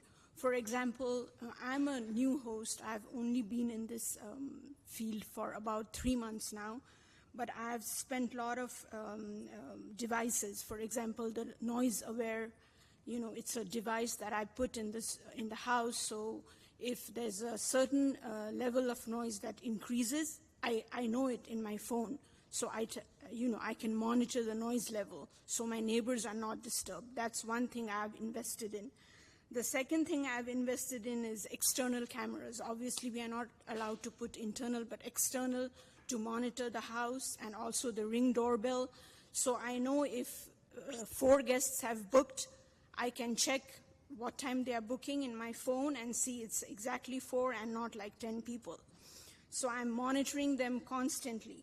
The next thing is I have checked the option where I do not accept guests who have bad reviews in the platform, like Airbnb, Vrbo, or any of these platforms. We have an option to check where we don't accept guests who have bad reviews from other hosts. So I'm trying my best in every aspect to eliminate problem creators. Another thing, what I've done and many responsible hosts are doing is in our house rules. So before booking the listing, they have to check and read the house rule, and only they are allowed to book. So in the house rule, we mention, at least I mention very clearly, that no smoking, no drugs, no illegal activities, anything, and if you violate any of these rules, you'll have to pay $500 or $300 fine, and we'll call the police, and you'll be evicted immediately without any refund. So once they click that and they pay, and if any problems happen, we have to evict them. So far in my 3 months journey, I haven't faced any problems. I haven't, faced any problem guests, but this is how I'm very strict. And when they inquire, if I find I'm not comfortable with some questions, like last time someone was asking me, I know you have written smoking is not allowed, but is it allowed outside the house? And I didn't feel good, so I said, smoking is not allowed anywhere, and we have cameras, we have this, we have that, and I send them like a whole list, and they cancel the booking, like they cancel the inquiry itself. So I understand. Okay, thank you. Thank you very much. Okay, we will now take 3 online speakers, and then we will need to take a break before 7:30, so that might be a good break time. Mr. Carter, I have Robert Lusana, Chuck Cranford, and Linda Lane. Do we have any of those online? We have a lot of people who signed up to speak online but are not in the room. Okay. So the next 3 that I have online is Ms. Peggy McGinty, Melinda Klein, and Ms. Shiver. Okay, so we have Peggy McGinty. Hi. Hello. Can you hear me? Yes, if you'd give your name and address, please. Yeah. My name is Peggy McGinty, and I live at 606 Simpson Street in Greensboro. And thank you for having me here tonight. And I also wanted to say that I appreciate everyone's view on this. And I just wanted to give my experience with short-term and long-term rentals. So I'm a real estate agent here in North Carolina. I own and operate short-term and long-term rentals. I also manage short-term and long-term rentals. So I wanted to say, just to ease some people's minds, we have short-term rentals and we have long-term rentals. We go into the short-term rentals a lot more often than we do the long-term rentals. In there either every week or every 2 weeks, every 30 days. So the properties are kept up. The tenants seem to be respectful, They're coming to Greensboro for numerous reasons. We have soccer moms, we have swimming meets, we have people are coming to the Tanger Center, we have people coming to the Coliseum. I have one person that comes to one of our short-term rentals twice a year, and her mom lives 2 blocks away, and she has a child that is special needs, and it's such a blessing to her that she can walk to her parents' home who her mom has cancer, and she gets to walk there and spend time with them. So I do appreciate everyone's concern for maybe the people are not taking care of the property and there are parties. And I've been doing this for 10 years, and knock on wood, we have had maybe one party, and it did not get out of hand. And I think we're right with the other people that have said that we build these properties up. A lot of these properties are in neighborhoods that are up and coming, and the houses are not taken care of. And we build them up. We make them look nice. We build the property values up. And I have both. I mean, somebody said that people are in it for it's an income based. Well, whether it's short term or long term, it's all income based to make our life here in this world. And I am against corporations buying hundreds of properties and renting them out short term or long term. But there are really good people in Greensboro that are welcoming families and people here to visit our beautiful city and hosting them. And they're really good people, and I think it brings a value to our city. Greensboro's up and coming, and I think from my experience, short-term rental has been as well, if not better, than long-term rental. Thank you very much. Yeah, thank you. We have Melinda Klein.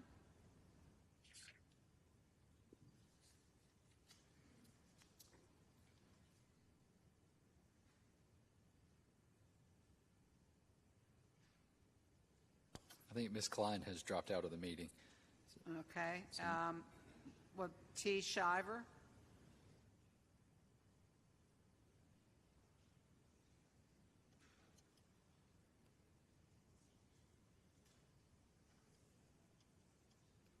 Good evening. I apologize. I'm just on just to listen. Okay, that's fine. Thank you very much for letting us know. Do we have anyone else, Mr. Carter, on your list? Next would be Heather Van Dam. Heather Van Dam.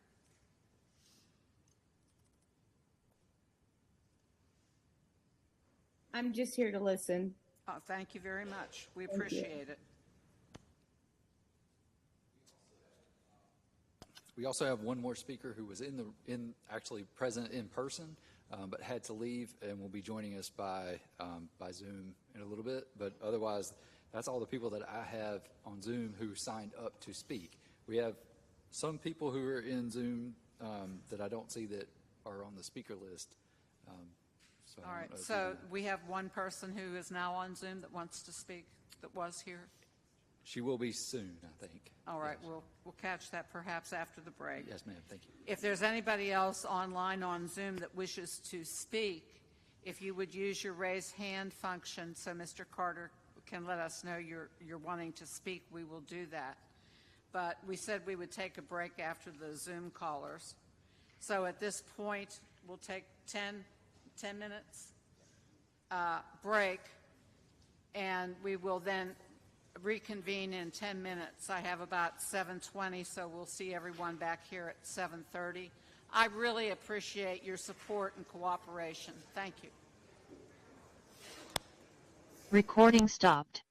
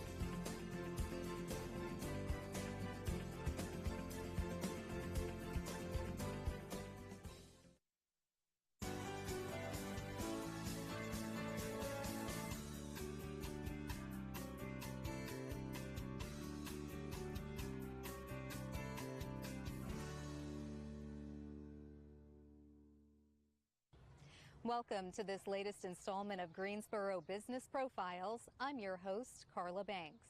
Join me as I feature a variety of business owners who choose to call Greensboro their home. It goes without saying, the small business community is critical to our local economy.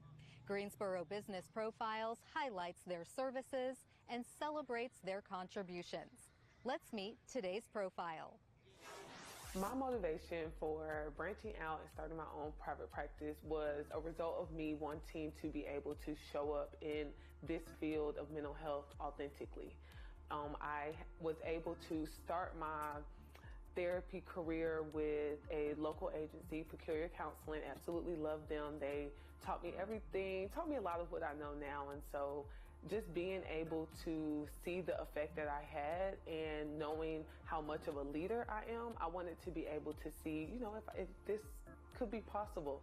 And it has been thus far, and just being able to show up in both of my passions of social work, therapy, and fashion, and being able to make that all live in one place. Theranista is therapist and fashionista put together. So a couple years ago in 2018, I started a fashion styling company, and it was originally called Fetch Fashions because I was obsessed with the term fetch. And I am very much so a girl's girl. I love to dress up. I love to have all of the razzle dazzle. And so I enjoyed at the time styling people. So I was styling photo shoots, local business brands, just all types of ventures I had gotten into. And so I was like, okay, I was also a therapist at the same time. So I was like, okay, how can I make this live in one place? I was like, it just came to me. I was like, Theranista. I was like, I can make this work. I can really make this work. And so ultimately the business is Theranista Wellness, helping you look as good as you feel and feel as good as you look. Being able to speak this message of you can't just work on the outer without working on the inner, and vice versa. Like, we have to be able to become our whole best self and how we present to the world from an internal and external perspective. They love being able to come into a safe space that I've created, because ultimately when I show up in the consultations, I like to call them a vibe check. Like, this is where we meet and greet, because I'm very big on people finding their therapist, especially for men. When men go into therapy, they know the type of therapist that they desire. So they know if they would like to see an African-American female, they know if they would like to see a Caucasian female, they know if they would like to see a man, Caucasian or African-American. Men know what they want going into therapy. So me being myself does not bother them. And I made sure in my marketing, in my overall aesthetic, that it wasn't too girly, because I did want to attract men. I want to attract all people to be able to come in and seek wellness. I really enjoy being able to teach my clients skills, because they have a running joke, and they don't even know it amongst everyone, where they say, I make life seem so simple within the green walls. And I tell them it is that simple. When you all take the skills that we discuss in here and you apply it in your real life situations, life is really that simple. And they come back and they're like, so I did what you told me to do and it worked. And I'm like, I know, yay. So it's me being able to teach them the necessary skills, because they don't have a therapist in their pockets. So I tell them I can't go down into Thumbelina form and be with you all over the place. That's not the thing. But here are some skills, right? Skills to deal with anxiety, skills to deal with depression, skills to be able to improve your overall gratefulness in life. And so those are some of the things that we discuss, just going over life's transitions and life's problems, because they're there. But one of the things that I tell them is that when you come to therapy, we're dealing with all of life, right? So the good thing is, if you start therapy and we're dealing with everything that has happened before today, when life happens tomorrow, it's not as heavy, because you don't have yesterday's stuff and what's in front of you stuff. You're just dealing with what's in front of you. And it makes life a little bit easier, a little bit manageable.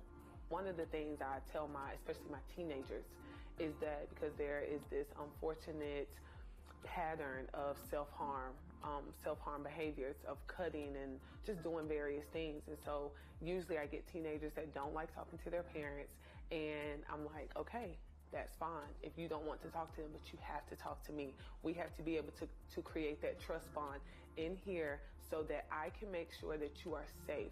And I tell them, I said, you know, there are certain things I got to check in with your parent. You're a minor. We just can't be in here talking and your parents don't know.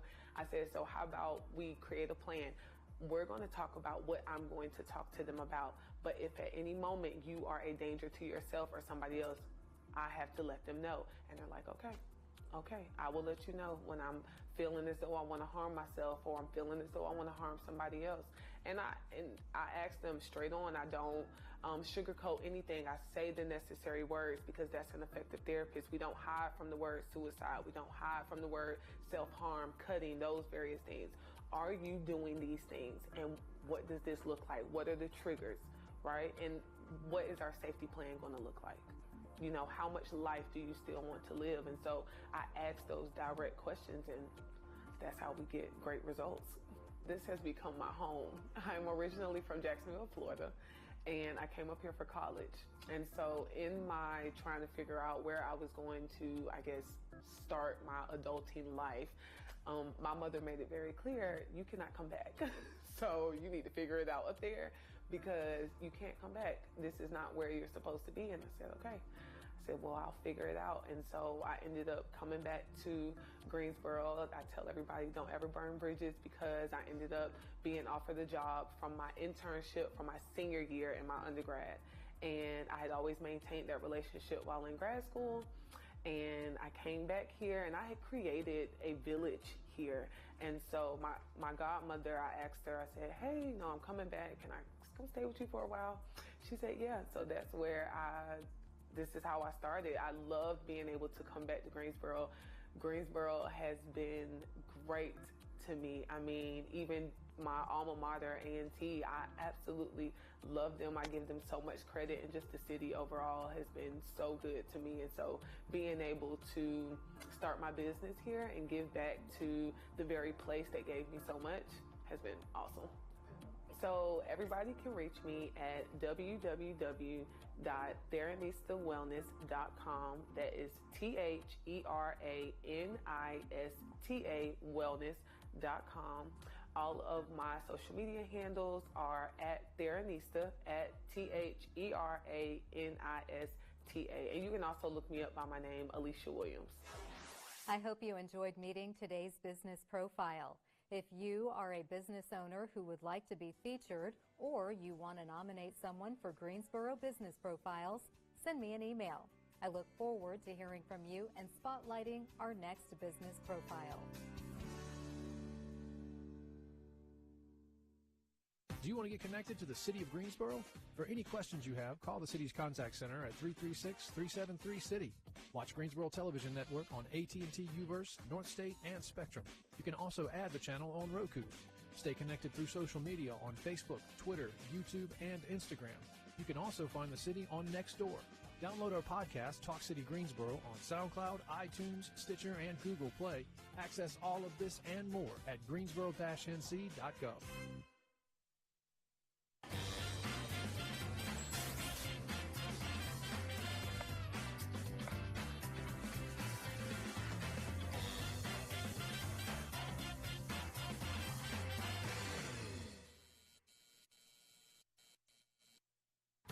With locations across the country, Red Crab now has a following and a home in Greensboro. He is making the Red Crab Special number 2, which is the cluster snow crab, shrimp, and sausage. It also comes with corn and potato. So we just sit here and wait till it cooks to perfection, and then we'll pour it into the bowl bag. Greensboro is steamier these days. The bowl bag, so it's seafood in a bag. Literally, we cook our food and then we pour it into the bowl bag. Then we cook up our sauce and we pour that sauce on top and we tie it up. We serve it on a platter to our customers. Those bags are part of the secret to Red Crab's success. Red Crab is a phenomenal place to be. It is a seafood concept. We do bowl bags. We do fried food. It's the best place to be in Greensboro as far as seafood is concerned. Sabrina Benjamin has lived in Greensboro all her life and never ate too much seafood. My mom was allergic to seafood, so we didn't have much seafood. But when she tried it, I liked it right away. Shrimp is still my favorite to this day. when she heard a new seafood concept was coming to Greensboro, she knew she wanted to be part of it. I definitely wanted to get my foot in the door. I actually applied as a hostess, and in 2 months I became a manager here. She'd been in the restaurant business for years and was ready for a challenge. I wanted to learn something new. I like a challenge, and it's definitely been a challenge. It's taught me new things, things I didn't even know about seafood. What she learned was in Greensboro, seafood is a hit. It worked. It worked. People enjoy it. People still come here, and our business is still growing. There you have it, guys. Perfection. Okay, we've got special number 1 and special number 2, and it's time for lunch. Before we eat, let me tell you, there are 2 locations in Greensboro for Red Crab, one on Gate City Boulevard, one on Kun Boulevard at Pyramids Village, and you can check them out online and order online at redcrabseafood.com. Let's eat.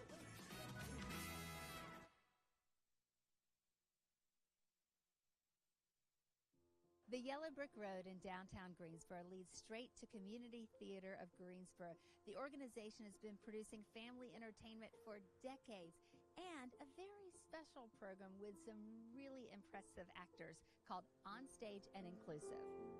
I see trees of green, red roses too. I see them bloom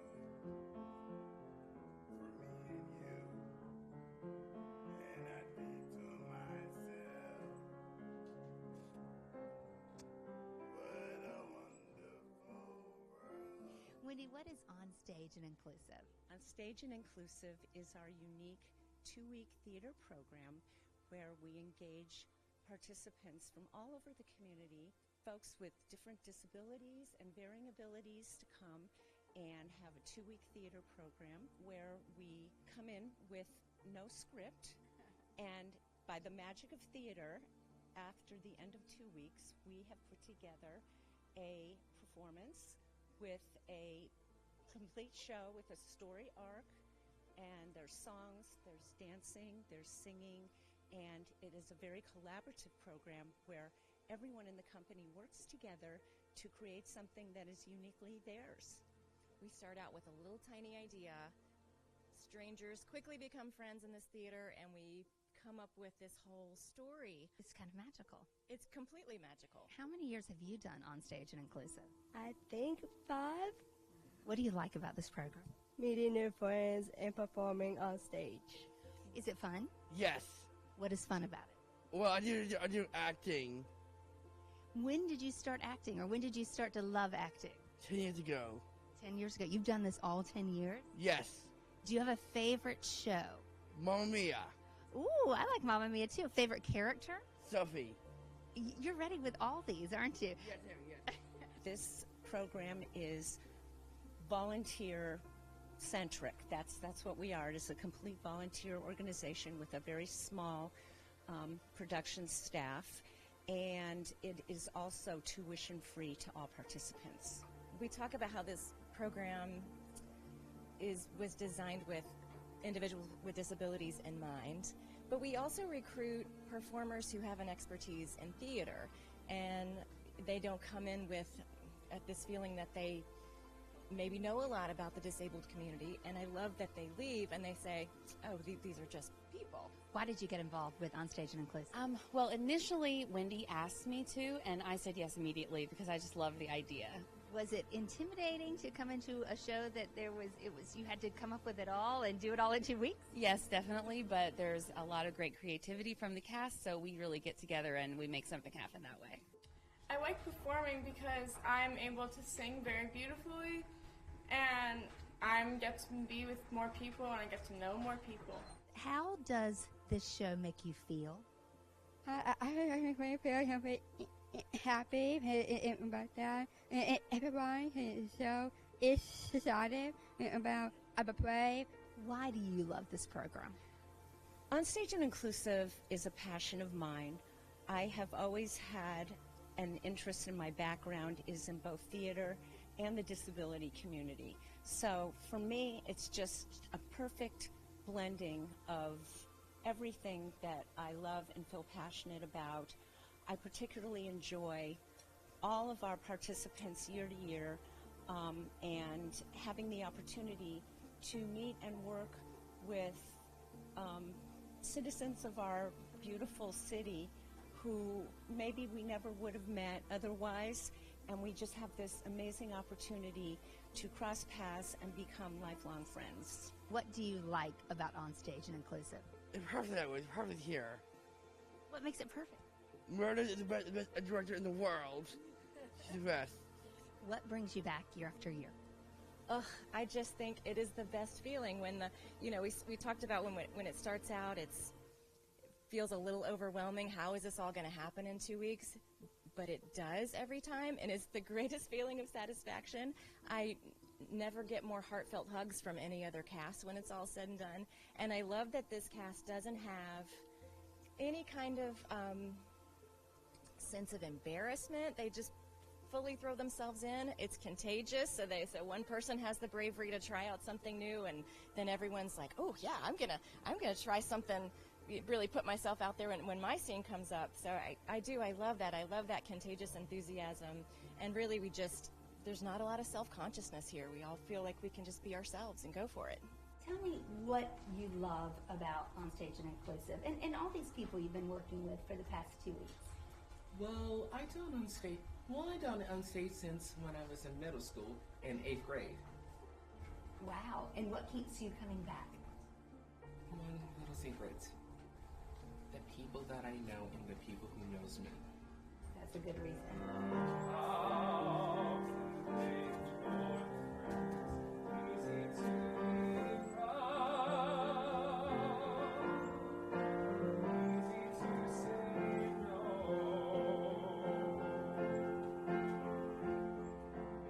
CTG is always looking for support for Onstage and Inclusive. You can get involved as an actor or a volunteer at ctgso.org.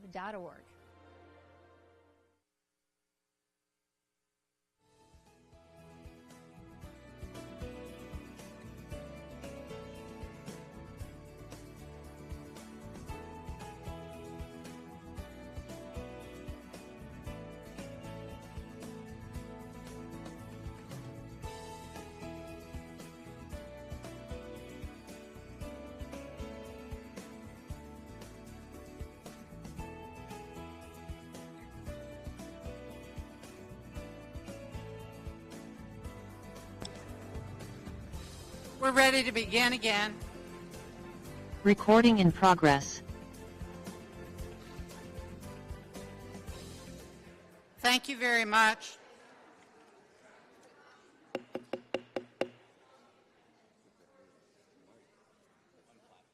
Thank you.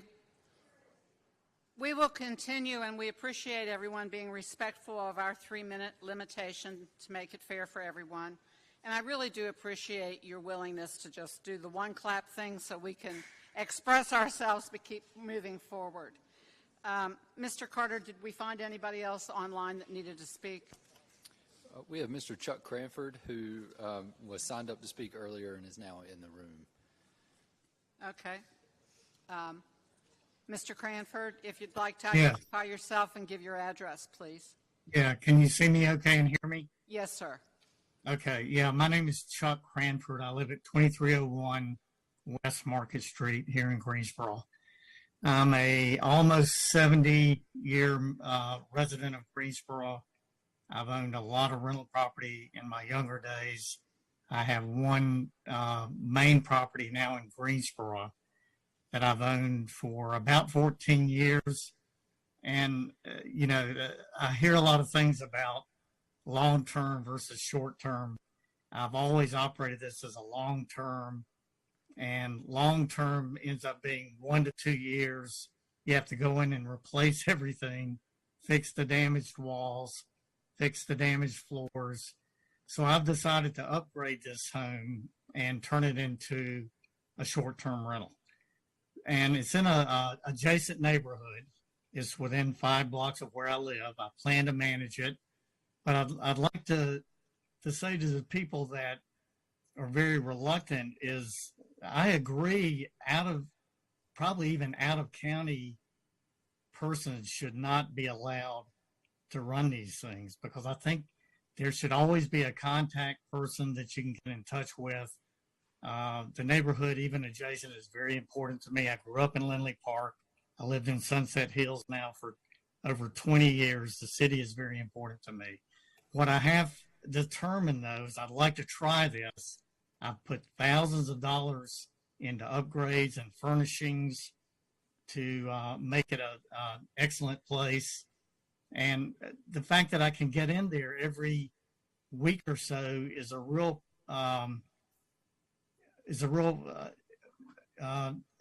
boost, I think, to any landlord, because he can monitor what's going on in his property. So that's one reason I wanted to try it, and I hope it's successful. But that is my main concern. And to say Greensboro is not a destination, it is. There are wonderful churches here, universities, Tanger Center, Aquatic Center, Coliseum, many things to do, parents visiting their college kids. So it is a destination, and there is a need for this, but it does need to be managed. One last thing, I don't know how much time I have, is I'd like to thank Mike Kirkman, who was excellent in helping me with some issues on a property I was looking at purchasing last year. He's a real asset to this community, to this city, and I just hats off to him. And other than that, I just would like people to realize that there is a place for this. I encourage Mike and the others to really regulate it and watch it, which I think we can trust them to do. And that's really all I have to say. Thank you very much. Thank you. I don't believe we have anyone else online who wishes to speak, so we'll go back to those who are in chambers. Hi, it's Mark Grooms. I'd like to say something really quickly. I wasn't going to, but I'd like to now. Mark Grooms. Yes, ma'am. If can you get your camera on yourself, and can you give your address, please? Yes, the camera is on, I think. I've got video on. Can you not see me? We're looking at your table or your chair. It's probably pointed the wrong way. And you see my magazines. Good. Okay, there you go. Now you look different. Yeah. Okay, yes. Okay, I don't look like a table. Okay. Hi, Mark Grooms, 2508 Westmoreland Drive in Greensboro. And I'd like to second what my neighbor said earlier, a few things. We've had an Airbnb and short-term rentals, and we've had bad experiences. And I'm not from here. I grew up in Charlotte, but I've lived in Greensboro quite a while now, and I bought a house here, and I'm retiring here, and I'm a disabled veteran, and I'm making a lot of changes to the house now, and we had an Airbnb across the street with, it was the great thing for, 5 or 6 college kids to pool their money and get $360 to be able to get an Airbnb, have wild parties, be loud, like the neighbor said, cuss, smoke, do drugs, be loud, have parties. And I'm sure it's not the norm, but for weeks, that's what we had until the neighbors all got together, found the landlord, and gave him a really hard time. And that stopped. But we had to go through that. And, you got to be at work at 7, and they're doing this at 2 or 3, even after the cops have been there twice. That really doesn't, that gives me pause living here. That's pretty much all I wanted to add. Thank you. Thank you very much. Yes, ma'am. In chambers, I have David Kossman, James Hayden, Jennifer Schwartz. Any of you would like to come to the microphone and give your name and address? Yeah. Good evening. I'm James Haddon. I live at 404 West Bessemer Avenue in Fisher Park. And thank you for allowing me to speak. I had some notes here I was going to talk about. Basically, I want to tell you I love the neighborhood we live in. I love the community that we live in. It's all been said by a lot of different people. But I got concerns that have an indiscriminate increase in in non-occupied residences is an issue. I can tell you of at least 5 houses that I can think of that have been bought by people that have turned them either corporations that have bought them in the neighborhood or individuals that have bought them with the intent of turning them into an Airbnb.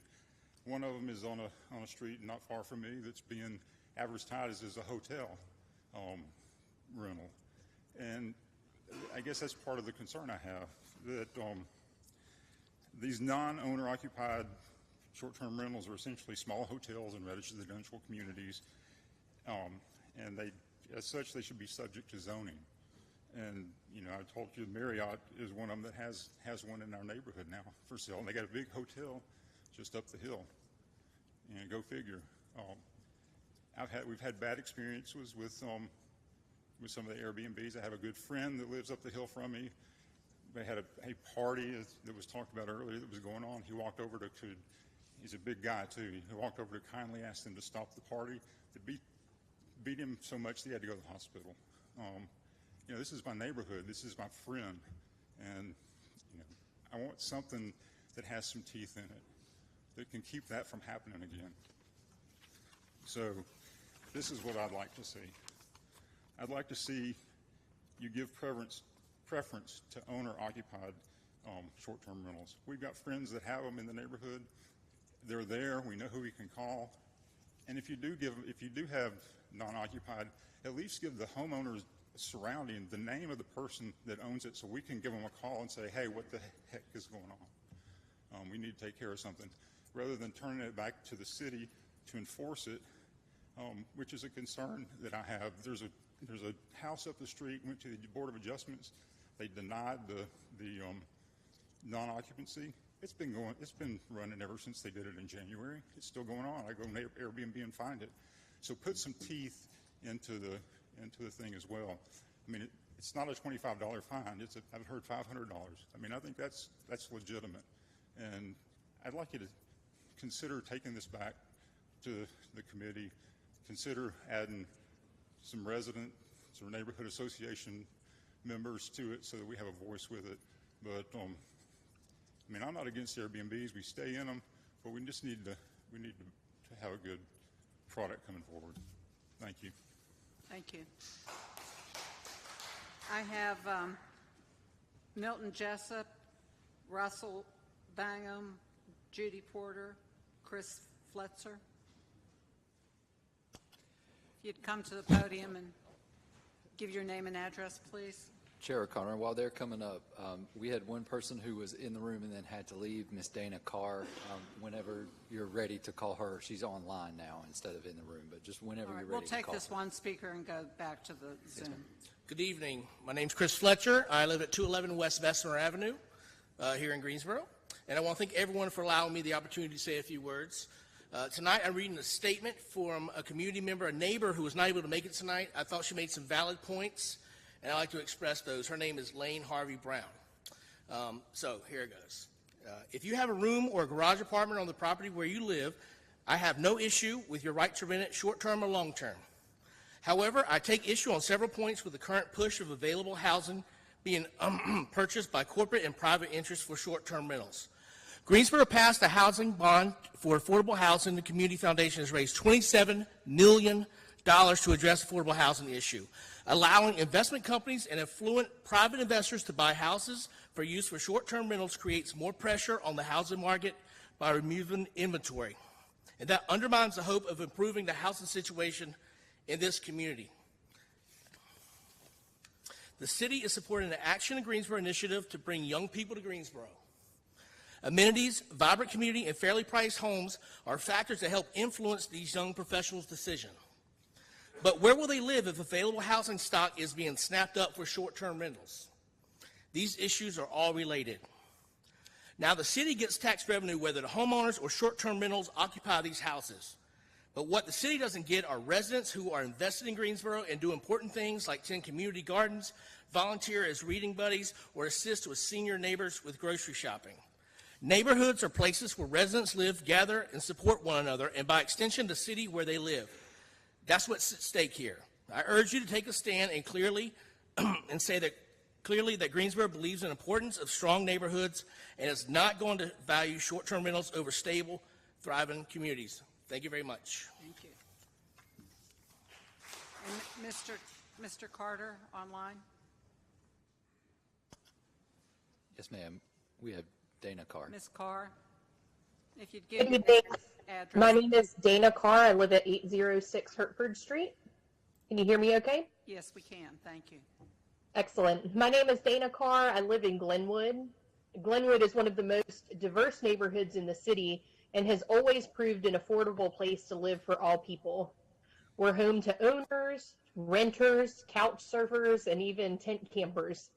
Our community is proud to be a place where neighbors can develop a strong footing to grow in life.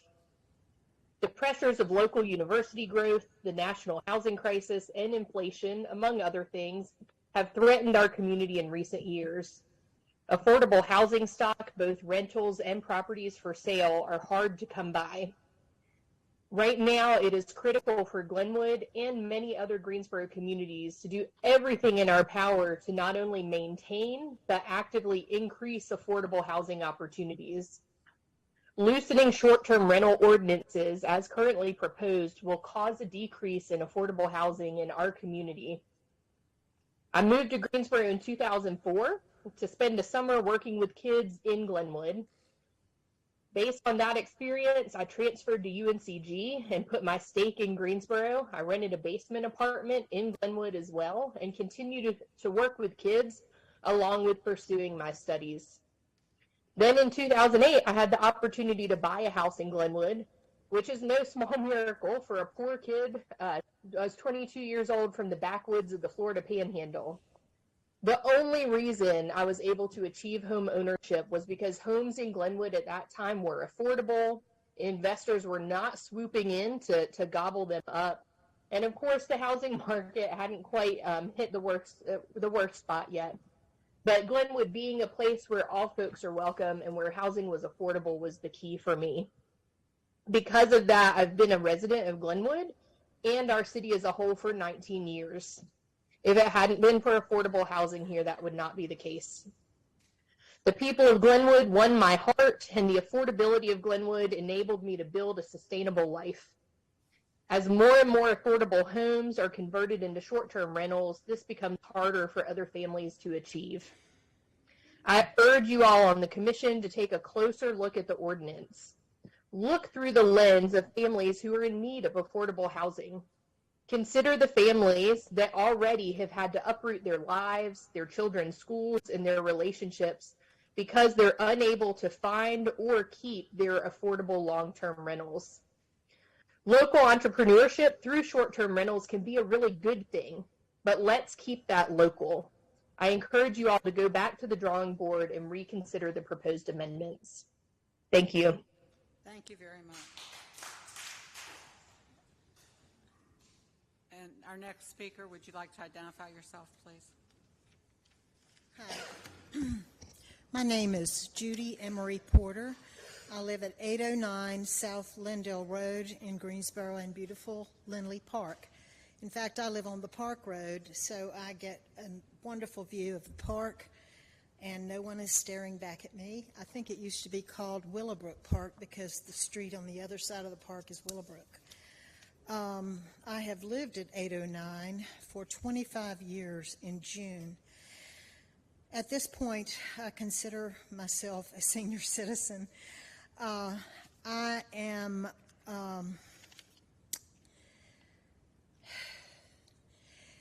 my first encounter with the person who built the house next door to me was the lot was supposed to be sold with the house, but they decided to split it, which made it 1/3 of an acre. And we had to call the city a couple of times because the grass would be up to our knees. And, you know, we're spending money on our lots and, you know, mowing and doing things, and it was kind of a projection as to what was to come. The first incident that I can speak about was I looked out and there were policemen all over the place, and I finally, asked one of them what was going on, and he said they had a vandalism in the house. And I guess it was outfitted in the kitchen. I don't think there was any furniture in there. And that made me feel a little bit shaky, like who would be around there, because I was used to a vacant lot. About 3 weeks from that time, I noticed cars flying in from Spring Garden, and they were just flying in. And then I went to another window, and they were coming down Lindale from the other way, and I thought, okay, maybe this Kevin that owns 11 properties, LLC, I'm not going to say where he lives, but it's a bedroom, not a bedroom community, but really another. It's still Guilford County, but it's 30 minutes away. And so all these cars are coming, and I'm like thinking maybe they're having an LLC meeting. But anyway, they start parking the cars on the grass, in front of my house, and they're walking down the sidewalks with these Solo cups, and it's like a party. And before I knew it, I went out on my porch and asked what was going on. And finally, someone, after asking 3 times, they told me that they were making a music video. And it was close to 11 o'clock at night. And so I went back in the house. It's my time. Thank you. I'm sorry. Thank you very much. Just want to make sure I didn't miss Milton Jessup, Russell Bangham, or Dossie Sklun.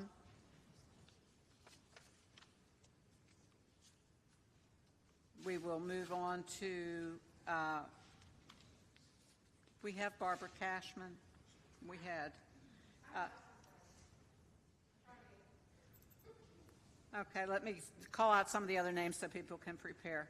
Kristen Huff, Mary Morgan, and Philip Marsh.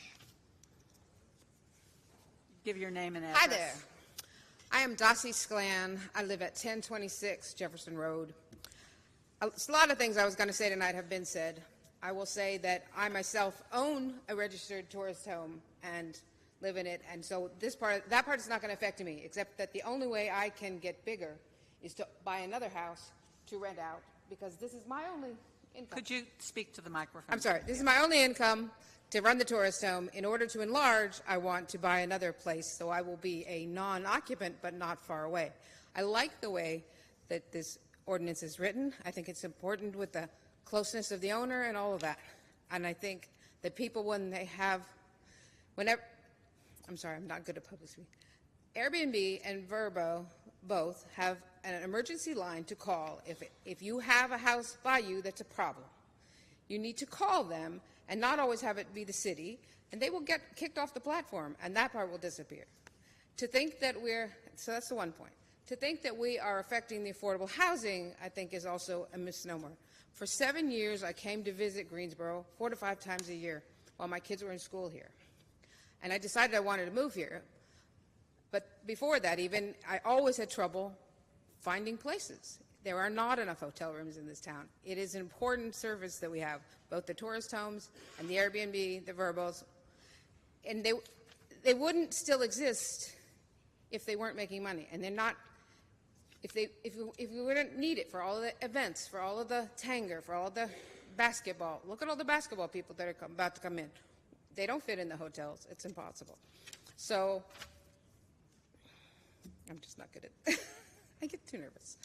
So at any rate, I think that you've been very thoughtful, and it makes a difference to have the people close by to be a host.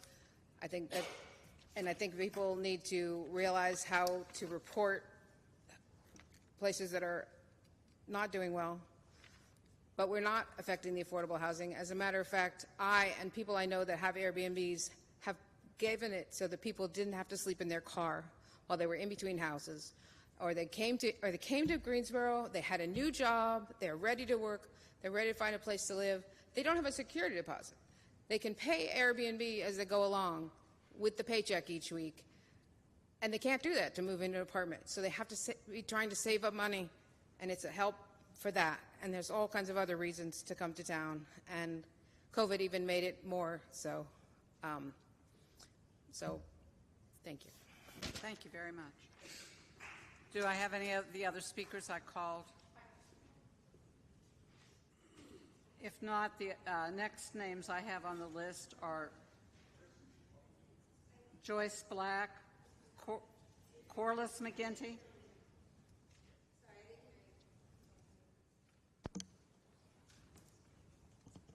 Could you give your name and address, please? Hello, my name is Kristen Huff. I'm a homeowner at 705 Simpson Street.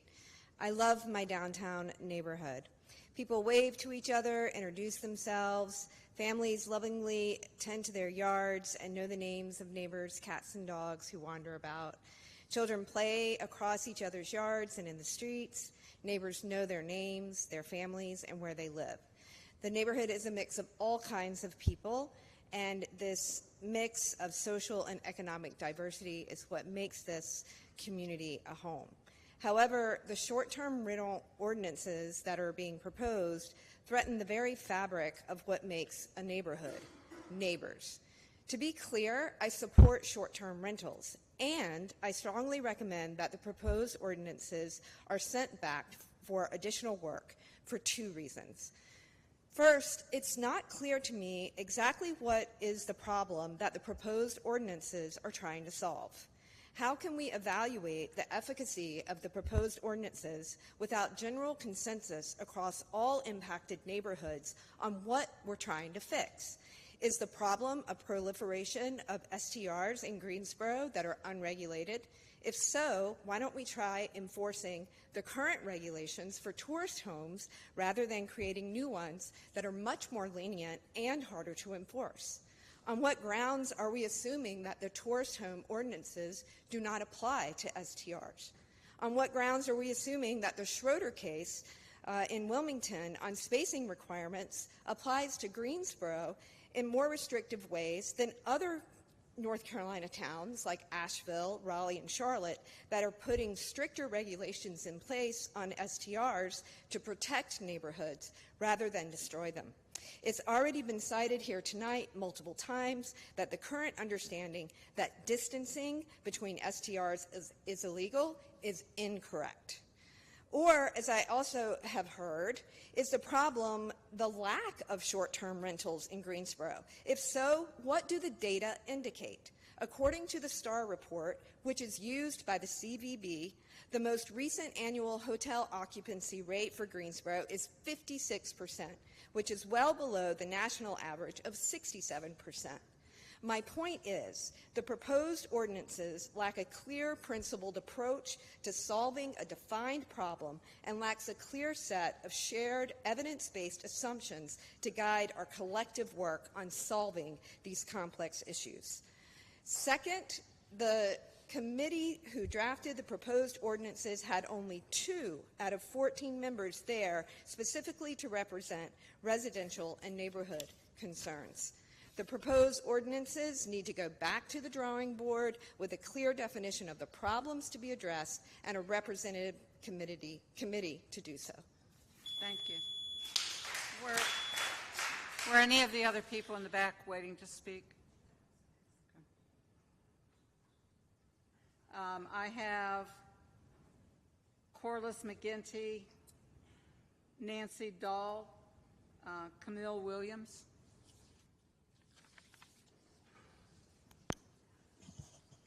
Are you standing there to speak, or are you standing back there just to come on up? Probably the best thing to do is stand on the side over here. Yeah. I thought I asked. You did. If your name was called and you're waiting to speak, if you'd line up over here, it would be helpful. Thank you.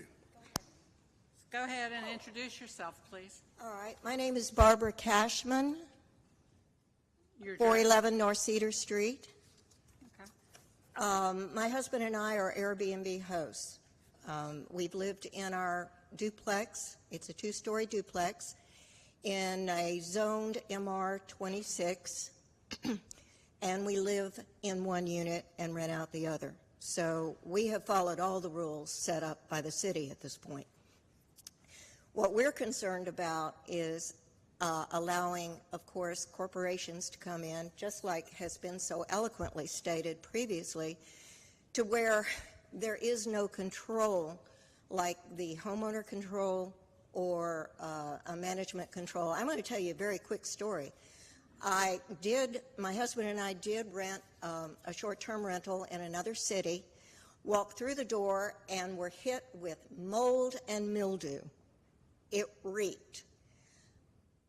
The owner was not available and could not be found. Now, truthfully, this was an Airbnb, but it happened to be in another city. The management company in charge had never been in the unit. This is what I can see, is what we can see, is the possibility of happening here.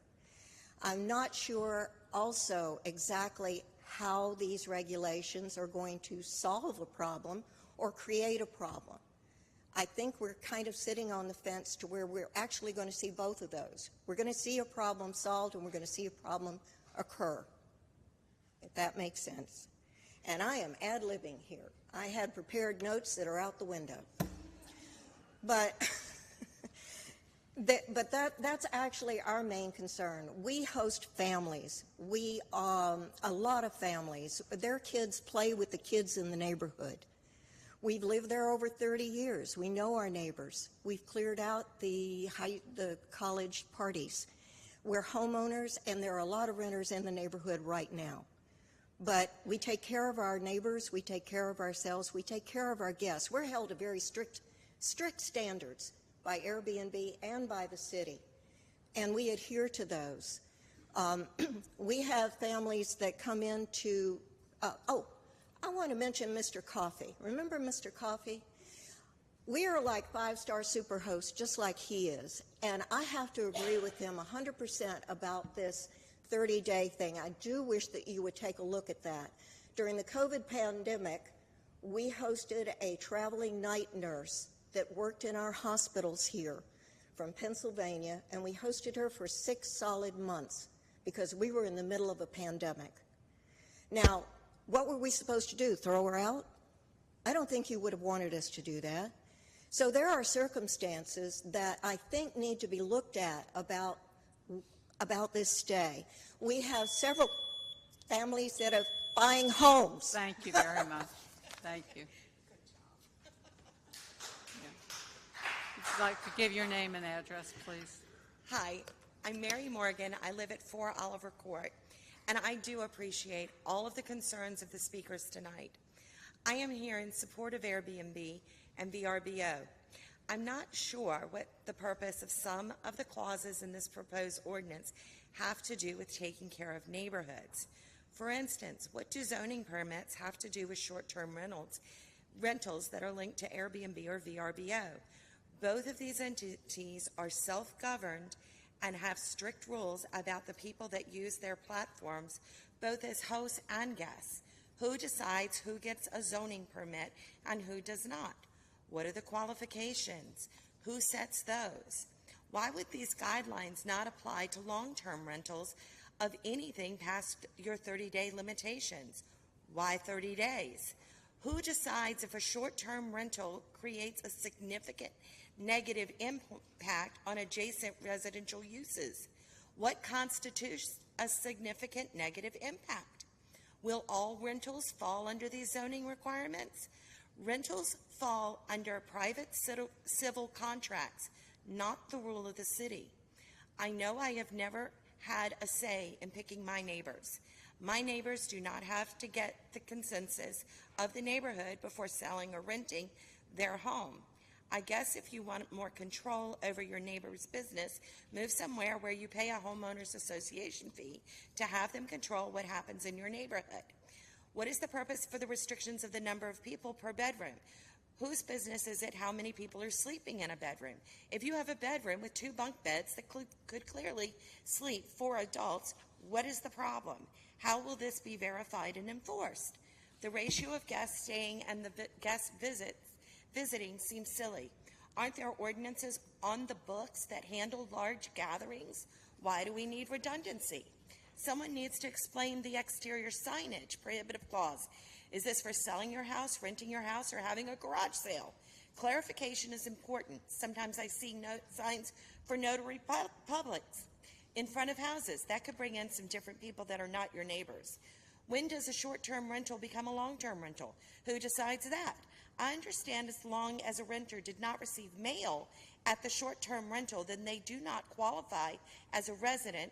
They are simply guests. In fact, short-term rentals are an affordable, safe option for students and professionals, especially for long-term stays. Why are Airbnb and Vrbo being singled out as an industry?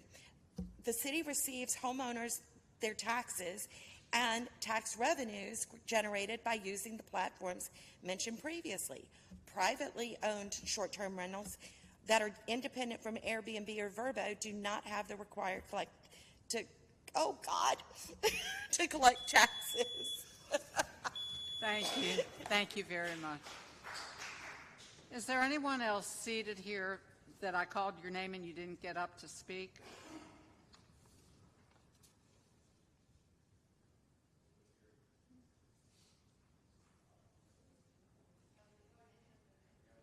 I have other names on my list. I just wanted to make sure I didn't miss anyone. Okay, I have next on my list, I have Stu Nichols, J.T. Job, Jim White, Michael Fuco Rizzo. If any of you would like to come to the microphone and speak.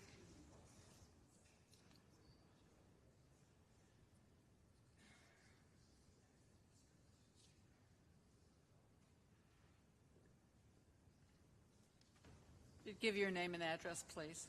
Sure. I'm J.T. Job. I live at 409 Victoria Street. I'm here to speak in opposition to the proposed ordinance. I think it needs significant changes. Everything I prepared to say has already been said, so I'll just summarize quickly and try not to take all 3 minutes. I think it's pretty clear cut that the separation requirement is legal. The court case where it was struck down, it was because it was inextricably linked to the registration, which was illegal. We can have a separation requirement, and I would urge you to consider that at a minimum. My concern, as others have said, is really with the whole house rental. I think if you want to rent out of some rooms or an ADU, that's great because, as an owner, you're present.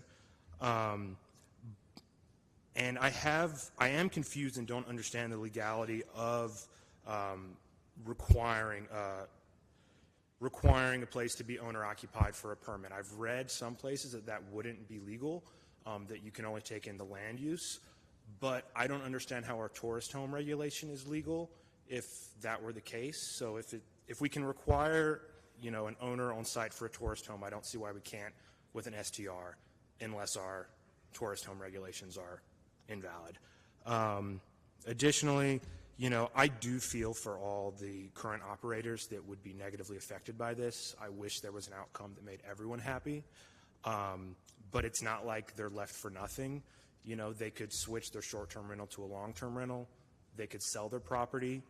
And then to their claim that, they're providing a good that, we really need these short-term rentals for all of human history and modern society. We did not have Airbnb until about, 10 years ago. And, broken down, derelict houses were taken over and fixed up. People that needed somewhere to stay for more than 30 days or less than 30 days, they found something. Airbnb is a very modern invention, and we did fine without it, and I think we should severely limit it. And so, yeah, I'm in support of it in limited cases, owner-occupied, but I think the whole house rental is a real problem, and I'd really urge y'all to think long and hard about that. Thank you. Thank you.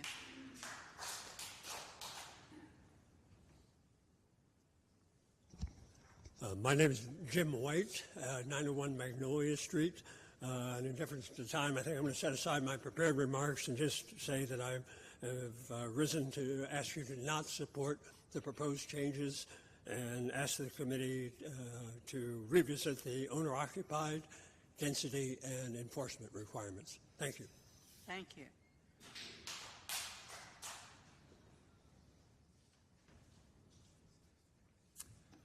My name is Michael Fuco Rizzo, and I live at 301 Fisher Park Circle. Like everyone else here, it's late in the night, and most of what I would have said has already been said. So I thought I might do a little something different and maybe offer some suggestions that I think you guys should take up tonight to either pass the ordinance with recommended changes or send it back. I think they've worked very hard on this. It's been years in the making. I fear sending it back because that's probably another year or two of committees and debates and talking about this until we're blue in the face. Some simple changes to make. I think under U, short-term rentals number 6, I think you could limit them to live in the neighborhood. I think you could limit them to live within half a mile. I think outside Guilford County is the problem for what I've heard tonight. I live in Fisher Park. If I bought 3 more in Fisher Park, I have a hard time believing that people would be not comfortable coming to me if something was wrong, as an example. Change number 2, I would move the whole house tourist home. I would move the whole house homestay definition back to the tourist home. It exists today. You already have what you need to regulate and enforce, and I would encourage them to enforce it. I have been enforced for years now. It's not that hard. It already exists. It has the 400, it has all the concerns that I feel I have heard here tonight. So that would be moving the whole house rental back to the tourist home bed and breakfast definition. You rent your whole house or your bed and breakfast and you serve food and things. It already exists for us. I would encourage you to enforce the existing ordinance. I don't know why you can't enforce, if it's enforced for me, I don't understand why it's not enforced for 499 other Airbnbs that exist that we've all heard of today. I do believe that you guys should approve these changes with some recommendations tonight. I think you've heard enough. I think there are some minor changes to this that would start the ball for enforcement, that would start people applying for permits. I think if somebody lives in their house and they want to rent out part of it, that's, that is what the community wants. They want people who live there. They want it's no different than a hairdresser who cuts out of their house, or the doctor who has the psychiatrist office. I think most people here, from what I heard, that's not an issue. That's their neighbor they know. Maybe there's someone else there, but they can speak to their neighbor that they know if there's a problem. The issue is, I think, the whole house rentals. I've had bad experiences with people on Airbnb. I mean, I think being within a earshot distance is the most important part, to be able to people to reach you, talk to you about it, let it be your neighbor. So I think you've heard a lot tonight. I'll stay because I don't know if you're allowed to ask questions of people from an experienced host. But I think you have what you need to approve it and move it forward with some changes that addresses what the public has said tonight, because I think they did a lot of legwork in the last 2 years to put this together. Thank you very much. Thank you. Thank you. I have Steve Kansian, Nikki Taylor, Mandy Lane Kinney.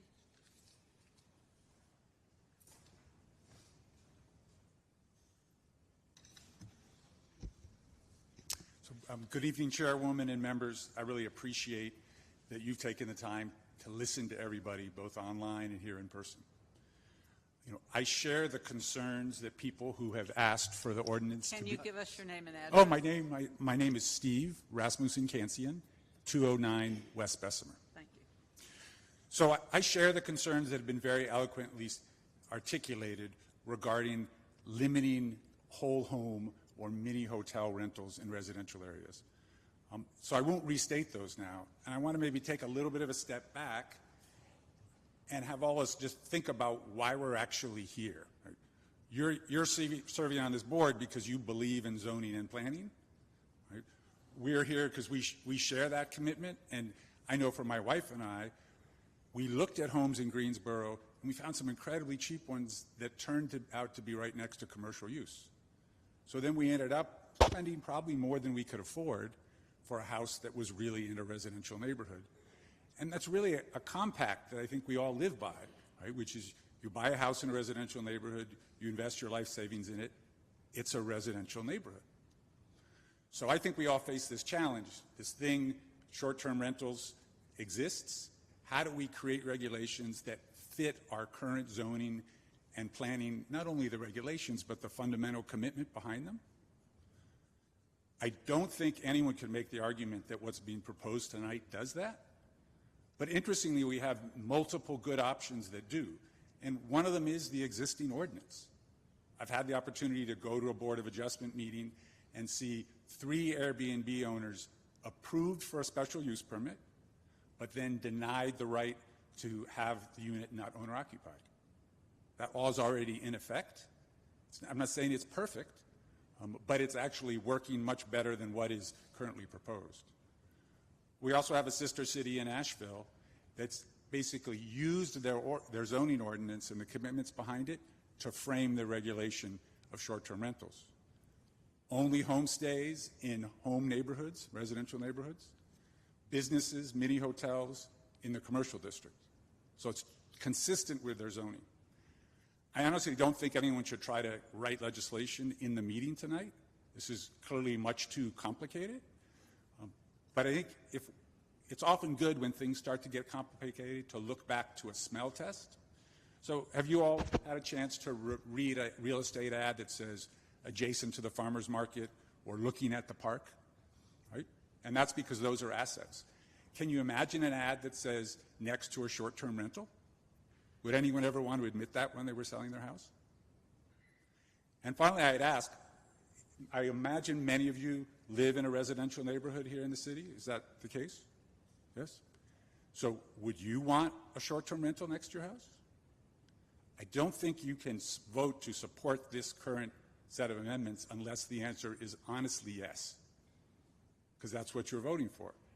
And I don't think it's fair to throw out the entire endeavor of shared rentals, but we need to go back to the drawing board and come up with something that's consistent with the agreement we all live by. Thank you.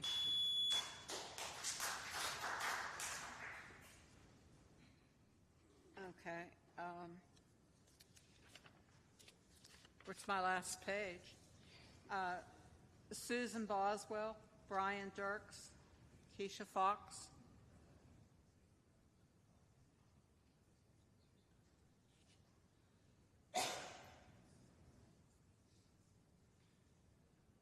No? And I also, okay. We do have someone coming up. And after that, yes, please come. After that, while she's stepping up here, I have John Mendrano and Kevin Smythe. So, if you'd like to line up to speak after her. If you'd please give your name and address. Hi, yes, good evening. My name is Keisha Fox. My address is 12 Josephine Circle. All right, I just want to say that I like the conversation that we're having. I love hearing both sides of every story, it's the pros and the cons. And I like much of what's been proposed in the regulations. I would also like to make one suggestion for change, and then I'd also like to share a quick real-life story. The one suggestion, according to the proposal, the max occupancy right now is number of bedrooms times 2. And I propose a different way to determine the max adult occupancy. While I understand that the number of bedrooms makes it easy to regulate and enforce, I think it overlooks a couple of important opportunities. One is that a STR owner speaks in sleeping capacity. So, and then 2, I ask that the council considers that some STRs will not be kid-friendly. And so, as is, the maximum adult occupancy based on number of bedrooms will not allow all STR owners to be as profitable as they could if sleeping capacity was considered instead of number of bedrooms. A whole house rental of a 2-story, 1,800 square foot residential dwelling that has 2 bedrooms, but also a living room, a great room, a loft, can reasonably and comfortably sleep up to 8. So thanks to an amazing invention called sleeping sofas. So I'd like to submit that the maximum occupancy as number of persons per square footage maybe, I feel like that could be regulated. And then allowing living room and den square footage to come into play as well. All rooms less anything with plumbing. I don't know how you have square footage information. The permit process has all of the information for homes, so I think that's something that might actually be feasible. Something to note also is that when we're listing on the STR platforms like Airbnb and Vrbo, you can indicate the number of bedrooms as well as sleeping capacity, and those numbers may vary. So there is potential for our proposed regulations to align better to the STR booking platforms. STR owners are in business for a profit, and so we want to maximize while ensuring that our guests are comfortable, and that's my caveat for a proposal for change. And then a quick story: my STR is wrapping up a 21-night stay of a 78-year-old legend who recently suffered a stroke and needed a place to recover while his daughters found him assisted living facility. So in and out has been his occupational therapist, his speech therapist, etc. So as a STR owner, I offer a service to my community. Thank you. If you'd like to come up and introduce yourselves, please. Kevin Smithy, 807 South Lindell Road. I am the owner of the home that Miss Judy P. was referring to earlier. I originally bought a property and renovated it, which was neglected for years in Lindley Park in early 2020, and sold that to a young family. And then I had the opportunity to buy the lot next door, which I was trying to resell as well. My wife and I live in Pleasant Garden. We were residents of Greensboro for 10 years prior to that, to moving out there. We weren't able to sell the lot, and so we ended up building on it starting in November of 21, ending in October of 22, which was the worst time in history to build a home. Due to, and this is what I want to bring to the point, is that we are under a different restriction of why we are at a short-term rental now. When we built the home, the original price that was estimated in the quote that we had from the builder, which is actually the gentleman who bought the home next door to us, so we have even more of a deep connection to the neighborhood. He and I are still very close. It was a very different price from the beginning price to the end price due to the cost increase and material increase over that time. We tried to sell the home for about 10 to 15% less than what we had into it, ready to take that much of a loss, but we did not have any offers whatsoever. We had it on the market for 3 to 4 months. Due to the resale and the appraisal not being what we were able to, what we had into the home, we have now 3 separate mortgages on that home. 1 to a refinance company and 2 to private investors. Now we cannot long-term rent that home to even come anywhere near the cost of the $5,200 a month for those 3 mortgages. We had no choice but to short-term rent the home. We are there multiple times per week. We are the cleaners of the home. We are the managers. We are the hosts. We make sure that there are no issues going on. We have a camera on the front door. The issue that Ms. Judy was referring to, within an hour of getting the call from the police department saying that there were too many cars outside of our home, everyone was vacated from the property immediately. We spent the next 2 weeks making sure that the house was back up to standards, doing repairs and things like that from the issues. But we have cameras, and we are there often making sure, and we have 24-hour surveillance on with the camera on the front porch to make sure that people are not being loud. There are not too many cars in the driveway, and there are not too many things going on that are out of what our neighborhood has standards for. We also hold our home to a very high standard due to Airbnb, which anything below 4.5 stars you will get suspended for. They also do not allow parties, and our quiet hours are 10 to 7 a.m. Greensboro's are 11 to 7 a.m. We've hosted families that have come in to visit their loved ones, their college students. We've hosted families that have come into events for wrestling tournaments, swimming meets, for the Coliseum. I do agree with the ordinances except for the 2-night stay. We do have a lot of people coming in for 1-night concert events, so 1 night would be nice. And then for the maximum of 30 days, that kind of negates the purpose of community if you're not allowing people to stay for longer than 30 days. Thank you. Thank you very much.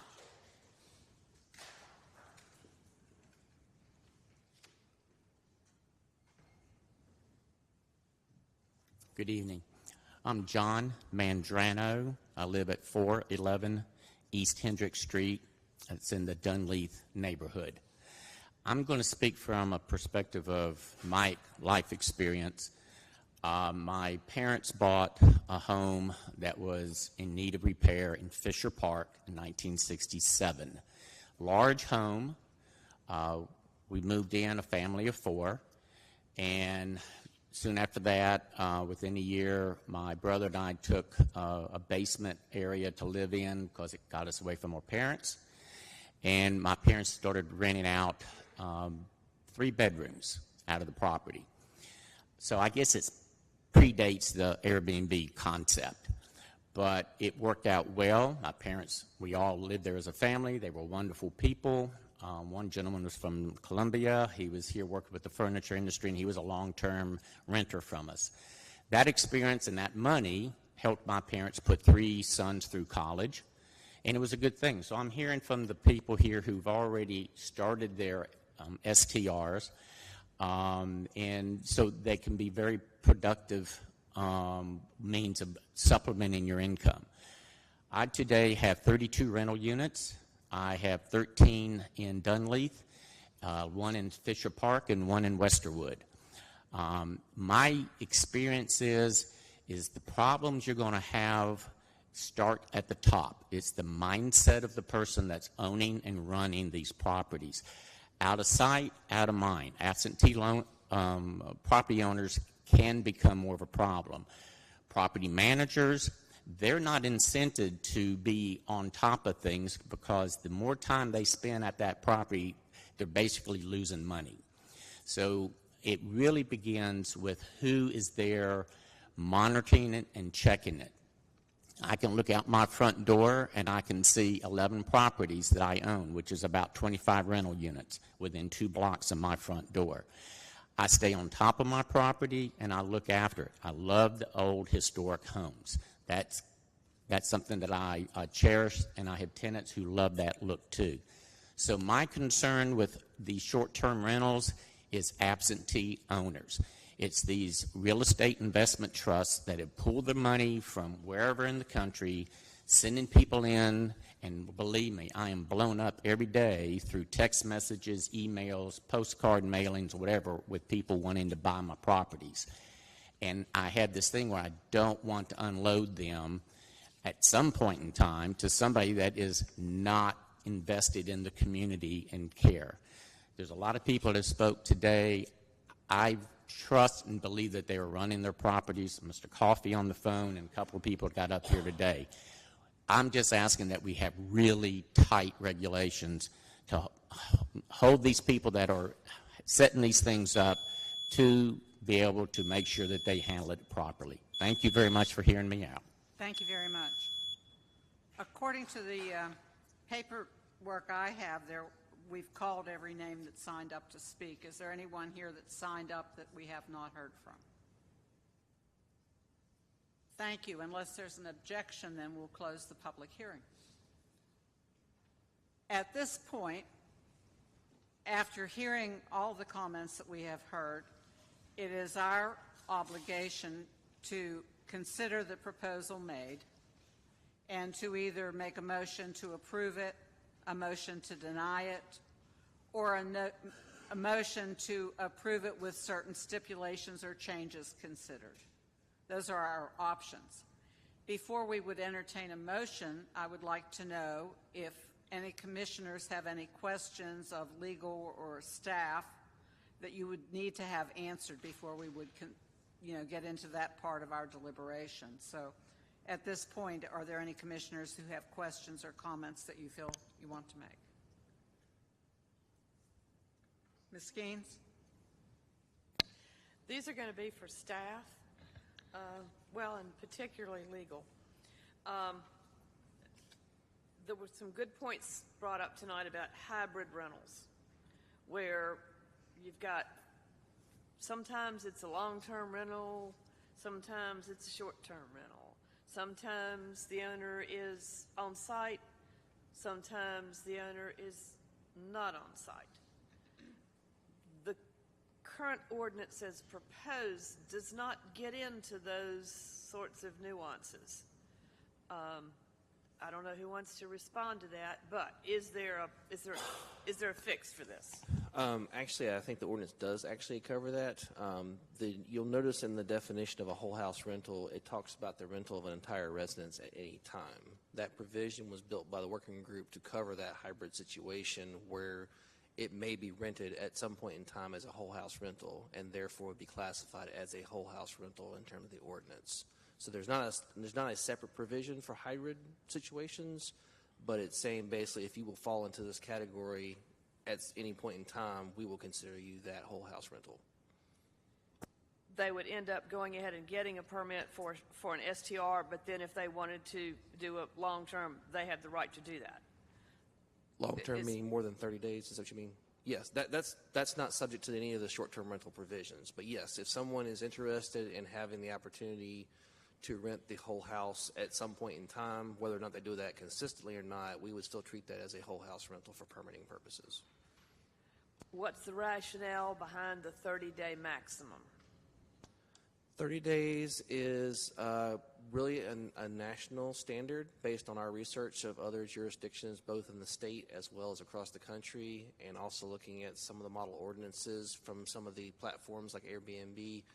That is a standard that seems to be very consistent in terms of, at that point, it's becoming more of a shorter-term rental. There is more turnover with that. It does not prohibit anyone from renting for longer periods of time.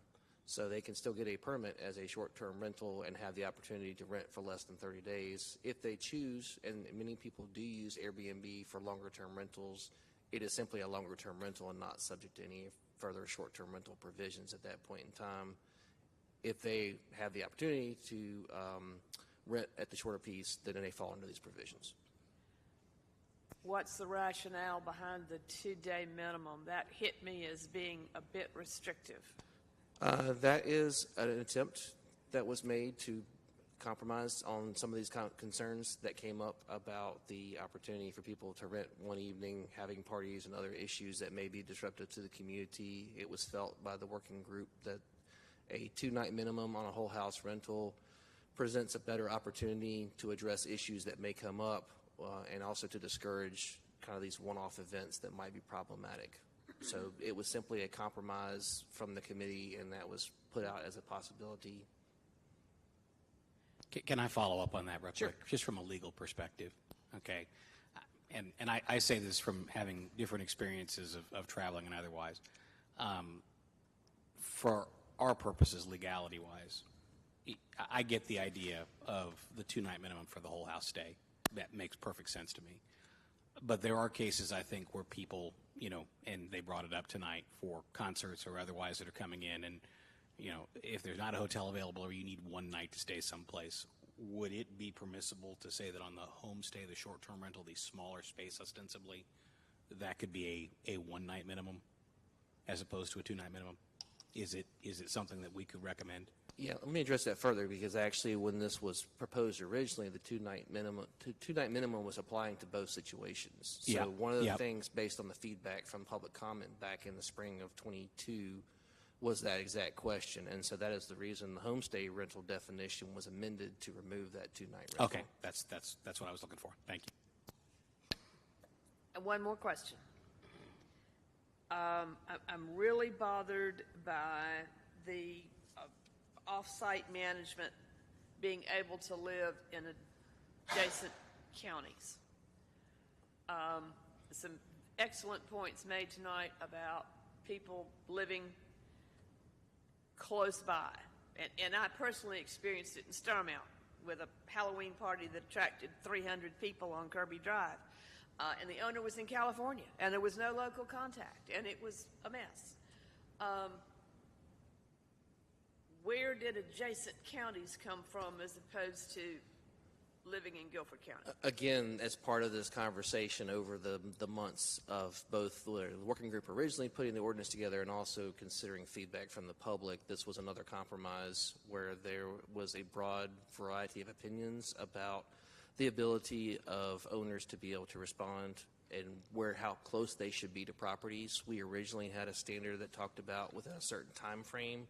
I think it was either 30 or 45 minutes that they could get to the property, which covered a very broad geography and varied a lot depending upon where the property would be in Greensboro on there. So this was, again, kind of a compromise to get to, if you're within Guilford County or the adjacent counties, you're within a relatively short drive to get to that property. And so that was the standard that was proposed.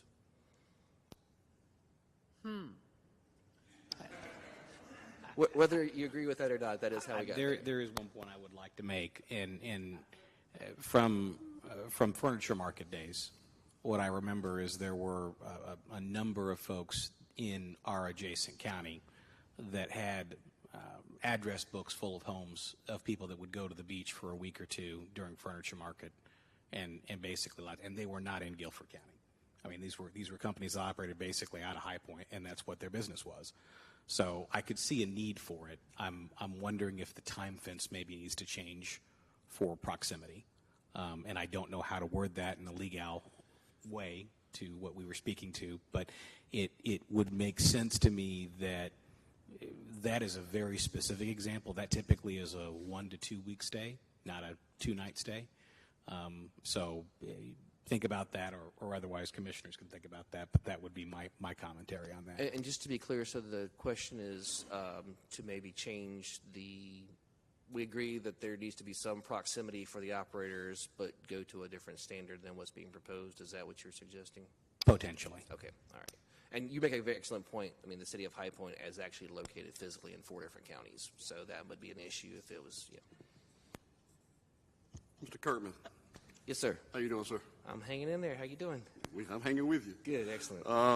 Question. Well, one question. The definition of bedroom.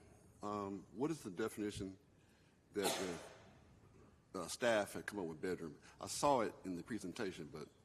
Right. So basically, again, this was getting to that question about what areas would be eligible to be rented on there, and the question, I think it came up in comments about the sleeper sofas or the futons and some of those other things. Do they count towards that? As with everything else, this was a compromise discussion of trying to figure out the number of people that could be in the home. So basically, I'll go ahead and read the definition because I know I kind of flashed over that in the presentation, but the proposed definition is a bedroom is a room that is furnished with a bed and primarily used for sleeping that includes at least one clearly defined exit, which is a door and/or a window to allow for escape in an emergency. It does not include common living areas not furnished with a bed on a regular basis. So that was a distinction that the group felt was important as part of this proposed ordinance, and that's where that came from. And the reason I asked that question, too, because that's very broad. A room furnished with a bed. I could put a bed in here and call it a bedroom by that definition. Is that something that we're going to look into and make it more?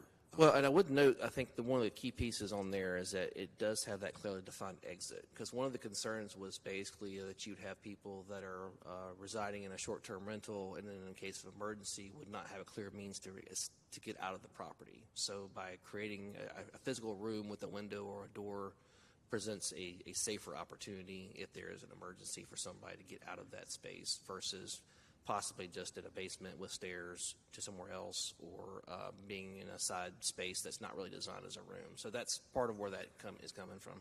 Okay, thank you. Mm-hmm. Any other questions? I have a couple. Yes, Ms. Maggott. The zone district, we zone districts, and we consider schools and liquor store, a district is allowed to do certain things. Are there any concerns about that this zoning is very wide, that there should be any limitations about location? Was that a consideration? We talked about it in general, whether there should be specific further restrictions on there. The consensus, as just proposed with the ordinance, is that this is designed as renting of a residential property, so it should have the opportunity wherever residential dwelling units are allowed. And so the zoning districts that are listed in the ordinance provision reflect those districts that do allow residential dwellings. That is certainly something the commission can consider if they feel like that something needs to be further restricted and make that as part of their recommendation. That could certainly be something the commission can put that out there. I personally have rented my house for the furniture market for 16 years and have had no difficulty with that. But if I have one person that comes in and only stays a day, then I can't rent to that person based on the way this is written. Based on the way this is proposed, if you are not using the property as your principal residence and you're not there, then that's a whole house rental. You are correct. There is a 2-night minimum stay on there.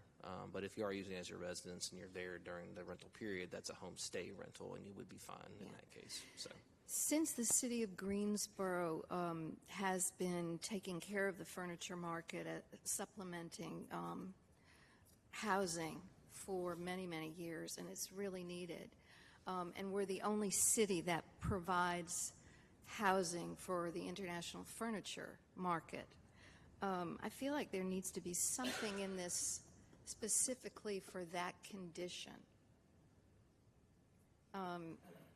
I'm concerned about that. I don't think we can make a distinction based on an event. And obviously, I can see several people. High Point obviously has a lot of houses that are rented out during furniture market as well. So I want to be clear about that. I think what you may have to get to is a question about a time period of a rental. Yeah, April that might be the and only way to October. address that. That it is a rental that is a minimum of a certain stay, and therefore certain regulations are applied for that particular provision. Well, the market at one time was over a week. Now it's only a weekend. So people used to come for 10 days. Now they come for like 6. I mean, I think that we could determine how many days it would be and the months of the year for those conditions to be in here. I don't know if you need a permit to do something like that, but maybe you do. I'm also concerned about the management companies that are getting involved in these properties. What I heard tonight was many people who are doing their own B&Bs and not doing it as a management companies, as I am, and have had very good success with it and wonderful people who've come over and over again. So I'm just concerned about this, these management companies and business owners of property opening up a property, buying it for the purpose of business. There's a distinction. If a business is buying a house to use for market, to bring their people in and to house their people, or they are developing a like Boom here in Greensboro, and they buy a house so that their employees can live there for a period of time. I understand that, but I don't understand these people coming in. I keep hearing about investors, and I'm a little concerned about these absentee people. And Is that a question or a statement? I'm sorry. Well, I'd like to have some conditions in here, for that situation, or was there consideration for that situation? I don't know, and I'm going to probably have to toss this over to our legal staff as well. I don't think we can really make a distinction on that particular issue as far as owner versus a management company or somebody else as far as being generally responsible for it. Yeah, the local operator question does present the opportunity for people that do not own the property.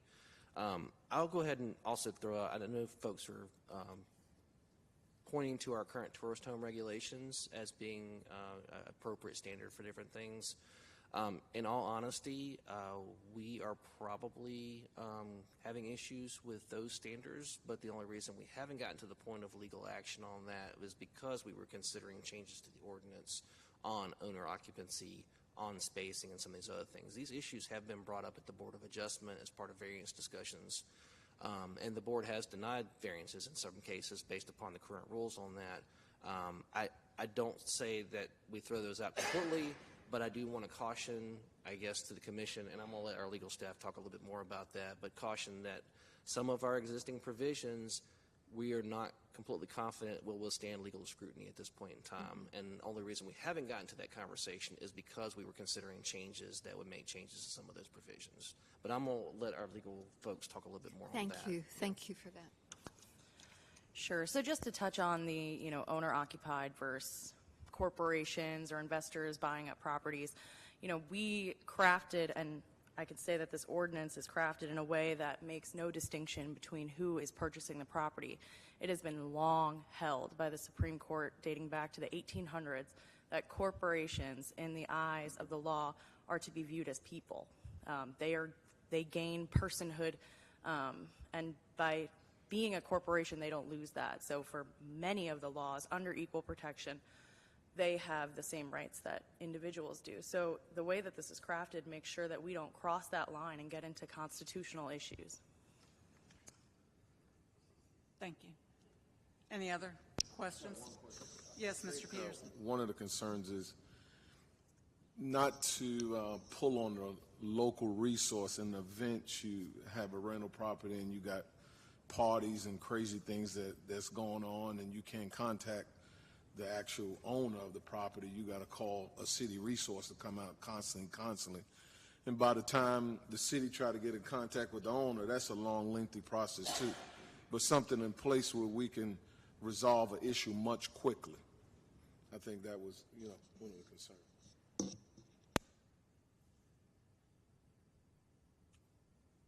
Any response or? I think that is the purpose of, we say specifically that if it's an owner or it's a local operator, that information has to be available to the city. It is the intent of the city, I noted earlier in the presentation, of bringing on a third-party vendor to help us with monitoring. The ones that we have been talking to, one of the things that is attractive is they do have 24/7 customer service lines so that folks can file complaints and also get information.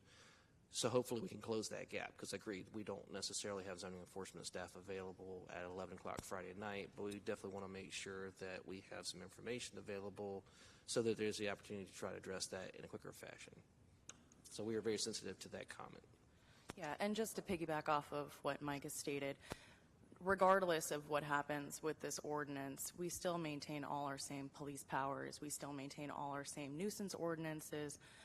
Those all still come into play. I know that there's been question about how that, is enforced and how that happens, but just like any other distinction, we still have those powers.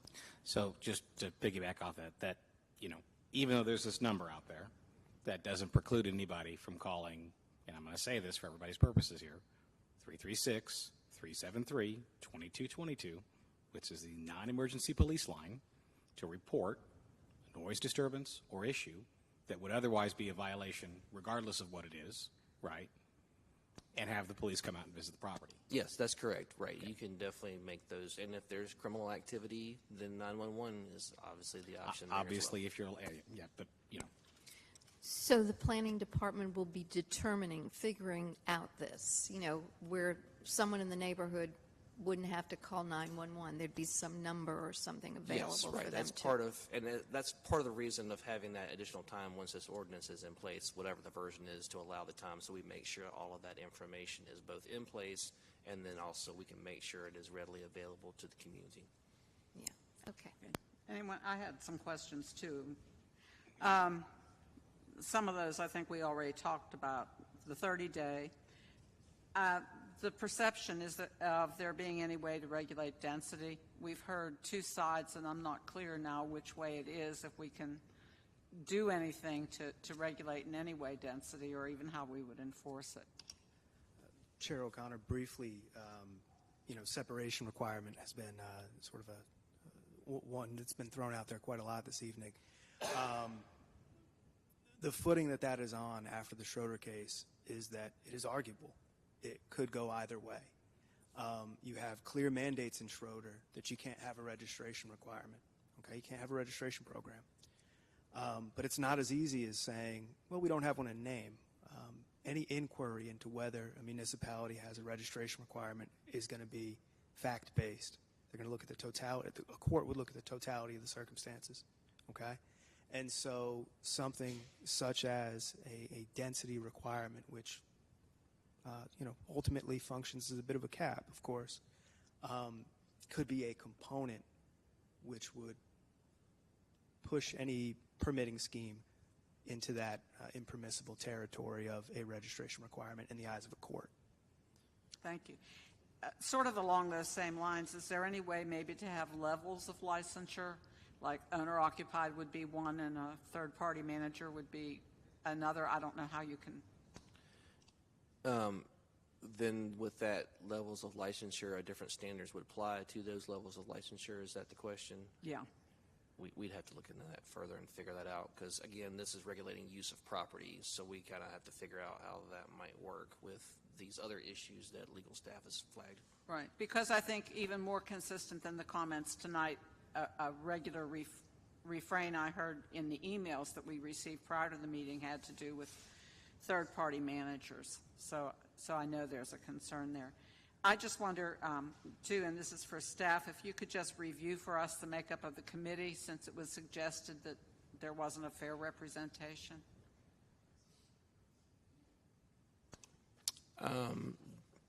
Just to kind of, it was a broad variety of perspectives. I will say that right off the bat, and it was designed for that purpose because this is an issue that is of great interest for a lot of different interests in the city. So with that, we did have a land use attorney who is also a member of TREBIC, the local development organization. That attorney had been involved in cases both for and against effectively short-term rentals, where they had represented neighborhood interest with concerns about short-term rentals, and it also represented individual property owners who want to operate the tourist homes, the short-term rentals with that. So there was some perspective there with those pieces. Had Convention Visitors Bureau representative, Realtor Association benefit representative. We did have a member that was a member of the Greensboro Neighborhood Congress, which represents many neighborhoods within the city of Greensboro, as well as one specific neighborhood that had very lengthy discussions about a short-term rental in their neighborhood and had firsthand experience about a lot of these issues we were talking about with that. We had two short-term rental operators on the property. You heard from one this evening. Mr. Coffey was one of the members of our committee. And I will mention Mr. Pendergraft was one member. He was the Neighbor Congress representative on there. And then also had an attorney that worked with the homeowners associations, because that was another conversation about what would be appropriate from the city's regulatory standpoint and what might be appropriate from private covenants and other things with that piece. So that's the general makeup of the, we then effectively supplemented that conversation with those public information meetings and outreach, trying to get these other comments and conversations going. So I will say to everybody, we very much appreciate all the comments this evening. I've got a long list of comments here that I'm trying to take a look at, that we can obviously consider and take a look at. I know the commission members have taken these comments to heart as well, and I would imagine we'll reflect that in whatever recommendation you make this evening. Yeah, thank you very much. And what about enforceability of whatever's enacted? Is it going to be more complaint-driven, based on complaint, or? It will probably be a couple of things.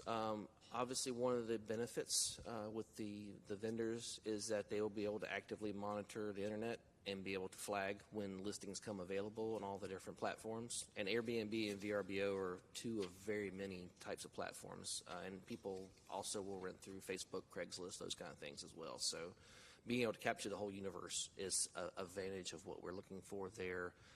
Be able to be that conduit between that operator and the city and say, hey, we see that you have a property in the city of Greensboro. Do you have the appropriate zoning permit? If not, here's how you get one. Here's how you make that contact on there. The enforcement ultimately will go through our standard zoning enforcement process. So if let's say a zoning permit is revoked and they continue to operate with that, then we will issue our notice of violation, start our civil penalties, do the things we normally do with any other zoning violation in the city. Does that answer your question? Yeah. Thank you. Yeah. Thank you very much. Are there any other questions, Ms. Keynes?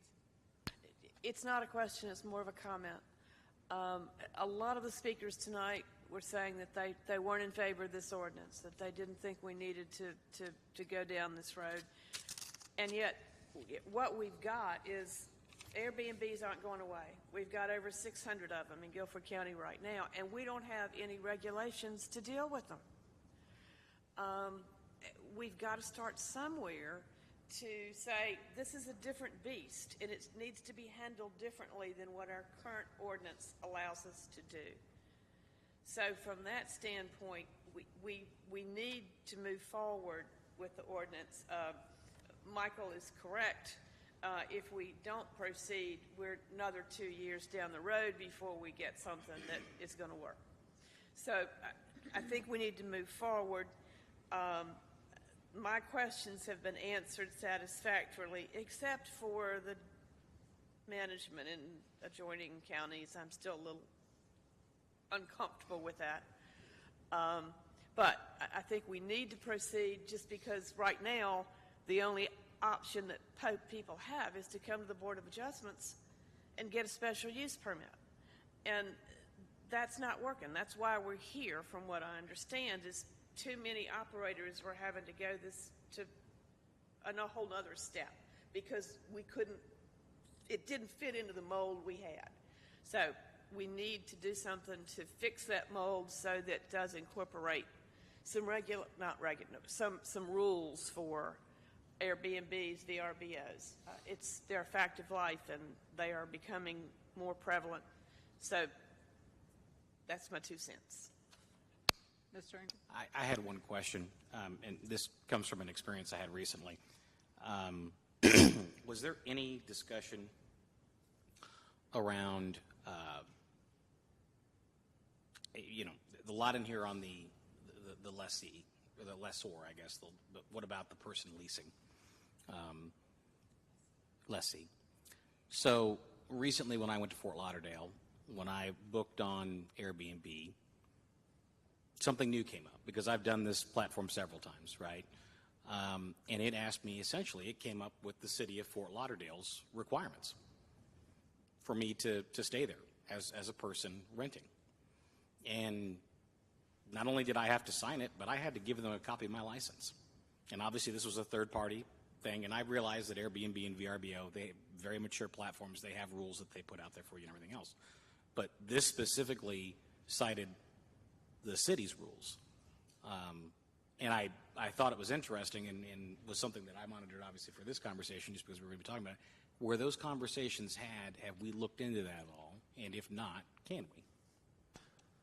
Because I heard tonight a lot of folks, we've got people here that have invested in properties that seem to be pretty decent operators.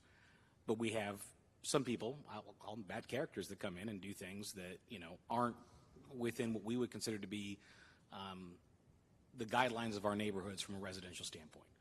And whether that be a party or, somebody had mentioned somebody smoking marijuana in the back, things like that, or smoking outside, or whatever it is, against the property rules or whatever, or stuffing a house with more people than they say there are going to be there. That's, I think, where the cameras come in for most of you. But that's the kind of thing. Do we have anything out there with some teeth on it for the people that are actually renting outside of what the platform does to let them know it's serious? Yeah, I think that was talked about as probably being most appropriate for the zoning permit, that there would be kind of like almost a contract with the city that in signing the permit you agree to the following, and that information then is shared with those renters on there. I can't speak to a specific list of things at this point. There were a lot of conversations about what should go either in the ordinance or in the permit, and what we can enforce, what we cannot enforce easily. That got to the inspections questions and some of the other things on there with that. I think it was the desire for us to use the permit to lay out some of those expectations on there. The question really became how much should be in the ordinance itself, and how much is really addressed through the administrative process. Any other questions or comments? Madam Chair, I've been trying to listen intently tonight, and I want to, as a commissioner, want to thank the public for coming out and putting your ideas out there to us. We are here to give a recommendation. We're not writing a statute tonight.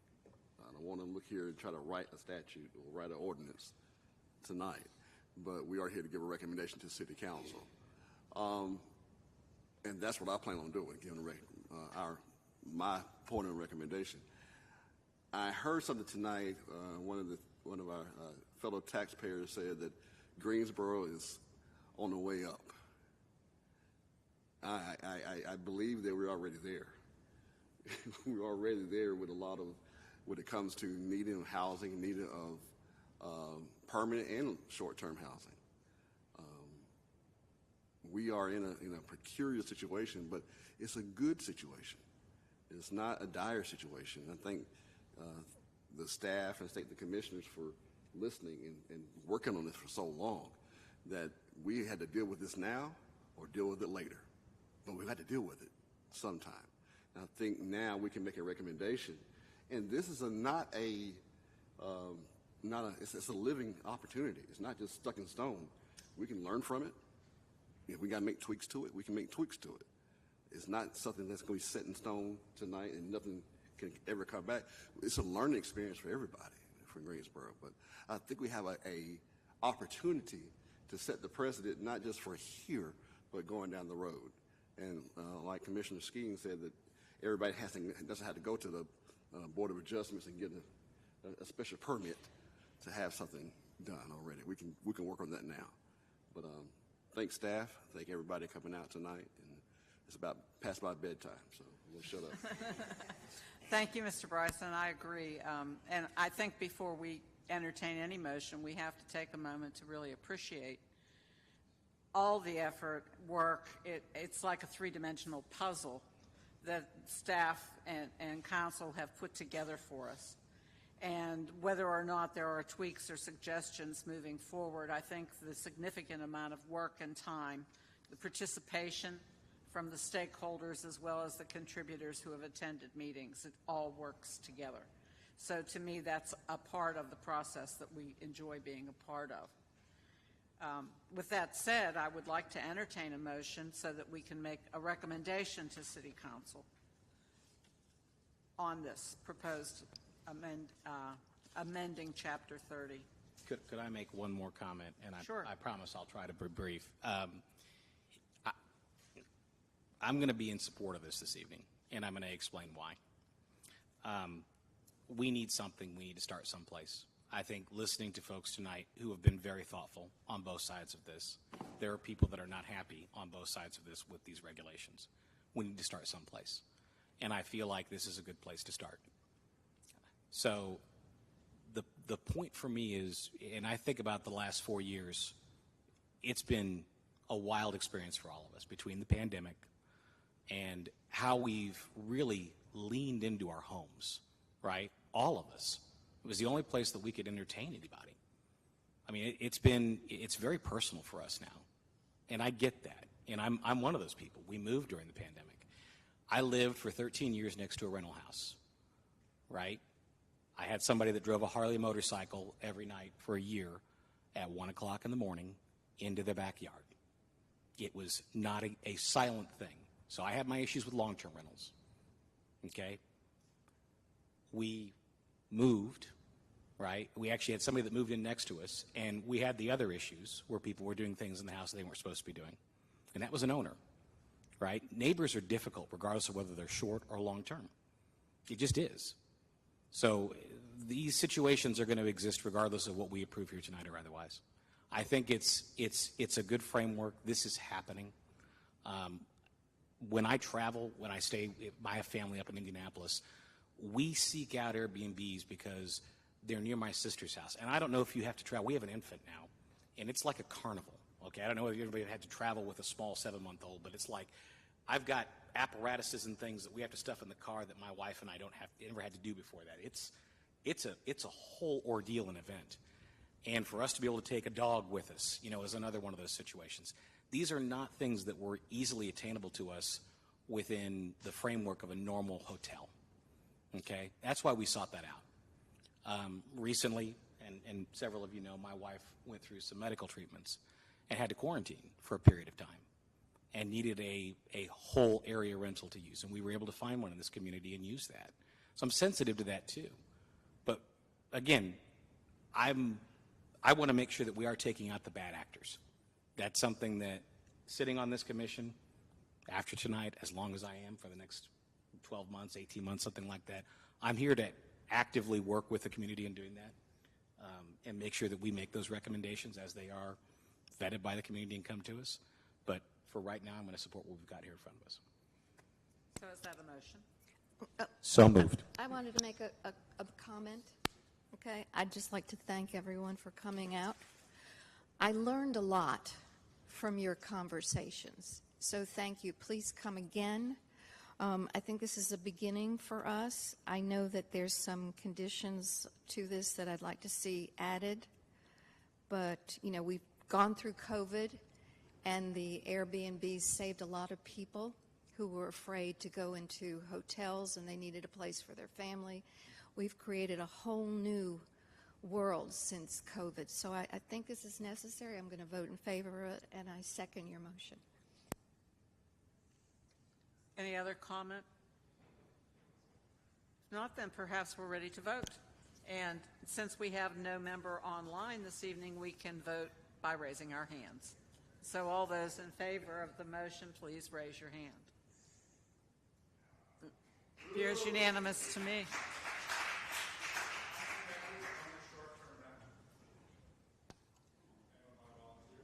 I'm sorry, what? Pardon me? So, Was that, I thought that was someone from the commission. That's, sorry. yeah. Thank you very much. We really, truly appreciate the participation. Thank you. You can clap more than once now.